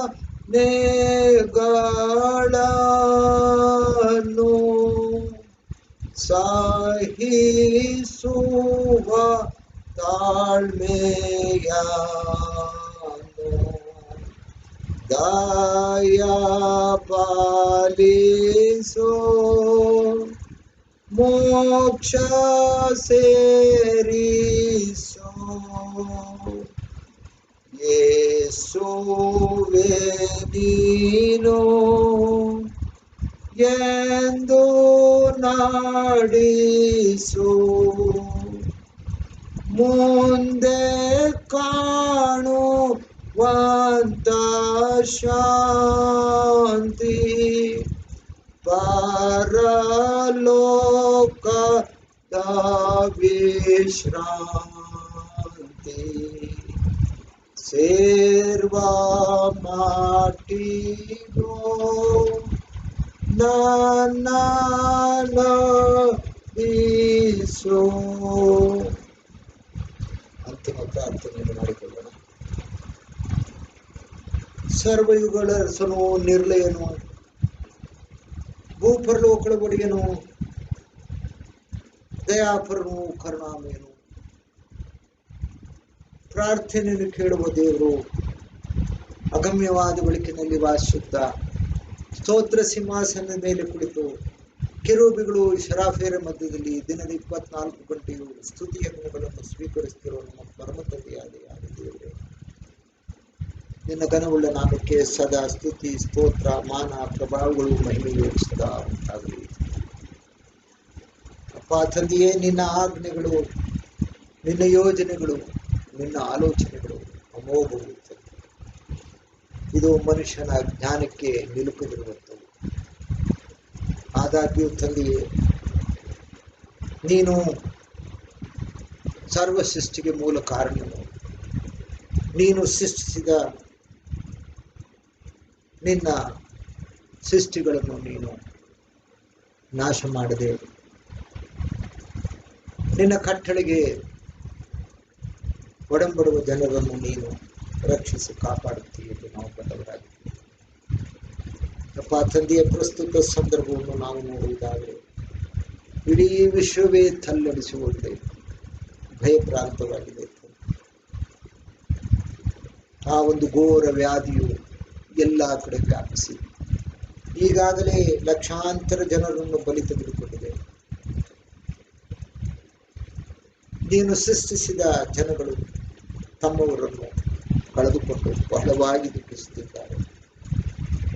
ಇದೆಲ್ಲವನ್ನು ನೀನು ನೋಡುತ್ತಿರುವಿ ತಂದೆಯೇ. ಮಣ್ಣಿನ ಘಟಕದಲ್ಲಿರುವ ನಾವು ಯಾವುದನ್ನು ನಿಖರವಾಗಿ ತಿಳಿದುಕೊಳ್ಳಲು ಸಾಧ್ಯವಿಲ್ಲ ಸ್ವಾಮಿ. ಇದು ಅಂತ್ಯ ದಿನದ ಸೂಚನೆಗಳು ಎಂಬುದಾಗಿ ಮಾತ್ರ ನಾವು ಬಲ್ಲವರಾಗಿದ್ದೇವೆ. ಮಾತೊಂದಿಗೆ ನಿನ್ನ ಚಿತ್ತವಿದ್ದದ್ದೇ ಆದರೆ ಈ ಒಂದು ವ್ಯಾಧಿಯನ್ನು ಈ ವಿಶ್ವದಿಂದ ತೊಲಗಿಸುತ್ತೆ, ನಮ್ಮ ದೇಶದಿಂದ ತೊಲಗಿಸು, ನಮ್ಮ ರಾಜ್ಯದಿಂದ ತೊಲಗಿಸು, ನಾವು ವಾಸ್ತಕ್ಕಂಥ ಈ ಸ್ಥಳಗಳಿಂದ ತೊಲಗಿಸು. ನಿನ್ನ ನಾತುಕೊಂಡಿರ್ತಕ್ಕಂಥ ಜನಗಳ ಮನೆಯ ಬಳಿಯೂ ಅದು ಬಾರದಿರುವಂತೆ ನೀನು ರಕ್ಷಿಸಿ ಕಾಪಾಡುತ್ತಿದ್ದ. ಪರಾತ್ಪರನ ಮೊರೆ ಹೊಕ್ಕಿರುವವರು ಸರ್ವಶಕ್ತನ ಆಶ್ರಯದಲ್ಲಿ ಸುರಕ್ಷಿತರಾಗಿರುವರು. ಯಾವ ಕೇಡು ಅವರಿಗೆ ಸಂಭವಿಸುವುದು ಎಂಬುದಾಗಿ ನೀನು ದೈವಚನ. ಪರಾತ್ಪರನನ್ನೇ ನೀವು ನಿವಾಸ ಸ್ಥಾನವಾಗಿ ಮಾಡಿಕೊಂಡಿದ್ದೆಲ್ಲ, ನಿನಗೆ ಯಾವ ಕೇಡು ತಗಲದು ಎಂಬ ಆಶ್ವಾಸನೆ ನೀನು ಕೊಟ್ಟಿದ್ದೇವೆ. ಆದರೂ ಈ ವಿಶ್ವದಲ್ಲಿ ಇಂದಿನ ಪರಿಸ್ಥಿತಿಯನ್ನು ನೋಡಿದ್ದಾದರೆ ನಾವು ಭಯಭೀತರಾಗಿದ್ದೇವೆ. ಮುಂದೆ ಏನೋ ಹೇಗೋ ಎಂದು ಬಹಳವಾಗಿ ಯೋಚಿಸುತ್ತಿದ್ದೇವೆ. ತಂದೆಯೇ, ನಾವು ತಿಳಿದೋ ತಿಳಿದೆಯೋ ನಿನಗೆ ವಿರುದ್ಧವಾಗಿ ನಡೆದಿದ್ದರೆ, ನಿನ್ನ ಮುಂದೆ ಪಾಪಗಳನ್ನು ಮಾಡಿದ್ದರೆ ನಮ್ಮನ್ನು ಕ್ಷಮಿಸಬೇಕು. ಹೌದು, ಮನುಷ್ಯನು ಹುಟ್ಟಿದನಿಂದ ಪಾಪಿಯು, ತಾಯಿ ಗರ್ಭದಿಂದ ದ್ರೋಹಿಯು ಎಂದು ನಿಗದಿಯಾಗಿಬಿಟ್ಟಿದೆ. ಮಾತ್ರವಲ್ಲದೆ ರೋಮಾಯ 3:10 ಹೇಳಿರುವಂತೆ ಎಲ್ಲರೂ ಪಾಪ ಮಾಡಿ ದೇವರ ಮಹಿಮೆಯನ್ನು ಹೊಂದದೇ ಹೋಗಿದ್ದಾರೆ, ಹೆಚ್ಚು ಕಡಿಮೆ ಏನೂ ಇಲ್ಲ ಎಂಬುದಾಗಿ.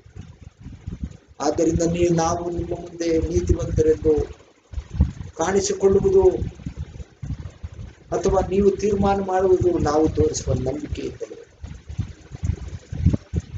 ತಂದೆಗೆ ನಿನ್ನ ಚಿತ್ತವಿದ್ದಾಗ ಮತ್ತೊಂದು ಆವತ್ತಿ ನಿನಗೆ ಸಾಷ್ಟಾಂಗವಾಗಿ ಮೊರೆಯಿಡುತ್ತೇನೆ. ಈ ವ್ಯಾಧಿಯು ವಿಶ್ವವನ್ನು, ನಮ್ಮ ದೇಶವನ್ನು, ನಮ್ಮ ಊರುಗಳನ್ನು, ನಮ್ಮ ರಾಜ್ಯವನ್ನು ಬಿಟ್ಟು ಬಂದಿದೆ. ಹಾಗೆ ಈ ರೋಗವು, ಇದರ ಸೋಂಕು ಎಲ್ಲ ಕಡೆ ಹರಡದಂತೆ ದಿನದ 24 ಗಂಟೆಯೂ ಶ್ರಮವಹಿಸಿ ಕೆಲಸ ಮಾಡುತ್ತಿರುವ, ನಮ್ಮನ್ನು ಆಳುತ್ತಿರುವ ಅಧಿಕಾರಿಗಳನ್ನು, ಮಂತ್ರಿಗಳನ್ನು, ಶಾಸಕರನ್ನು, ಸಚಿವರುಗಳನ್ನು, ಮೇಲಧಿಕಾರಿಗಳನ್ನು ಹೇರಳವಾಗಿ ಆಶೀರ್ವದಿಸಿ ಮತ್ತು ಇದಕ್ಕಾಗಿ ದುಡಿಯುತ್ತಿರುವ ವೈದ್ಯರನ್ನು, ಆದಾದಿಯರನ್ನು, ಕಾರ್ಯಕರ್ತರನ್ನು ಎಲ್ಲರನ್ನೂ ಹೆಸರಾಗಿ ಆಶೀರ್ವದಿಸುವ. ಅವರ ಕೈಗಳನ್ನು ಬಲಪಡಿಸುತ್ತಾರೆ. ಅವರೆಲ್ಲರಿಗೂ ಒಳ್ಳೆಯ ಆರೋಗ್ಯ, ಬಲ, ಶಕ್ತಿ ಇರುತ್ತದೆ. ಅವರೆಲ್ಲರೂ ಸ್ಫೂರ್ತಿದಾಯಕವಾಗಿ ಕೆಲಸ ಮಾಡುವಂತೆ ಅವರೆಲ್ಲರೂ ಆಶೀರ್ವದಿಸಿ ವಿಶೇಷ ರಕ್ಷಣೆಯನ್ನು ಇದೇ ಸಂದರ್ಭದಲ್ಲಿ ನಮ್ಮ ಸಭೆಯಲ್ಲಿರ್ತಕ್ಕಂಥ ಪ್ರತಿಯೊಬ್ಬ ಸದಸ್ಯರನ್ನು, ಅವರ ಕುಟುಂಬ ವರ್ಗದವರನ್ನು ಬಲ್ಲ. ನಾವುಗಳೆಲ್ಲರೂ ನಮ್ಮ ನಮ್ಮ ಮನೆಗಳಲ್ಲಿ ಮೊಣಕಾಲೂರಿ ನಿನಗೆ ಅಡ್ಡ ಬಿದ್ದು ಪ್ರಾರ್ಥನೆ ಮಾಡುತ್ತಿದ್ದೇವೆ. ಹೇಗೂ ನಮ್ಮ ದೇವಾಲಯದಿಂದ ನಾವು ವಂಚಿಸಲ್ಪಟ್ಟಿದ್ದೇವೆ.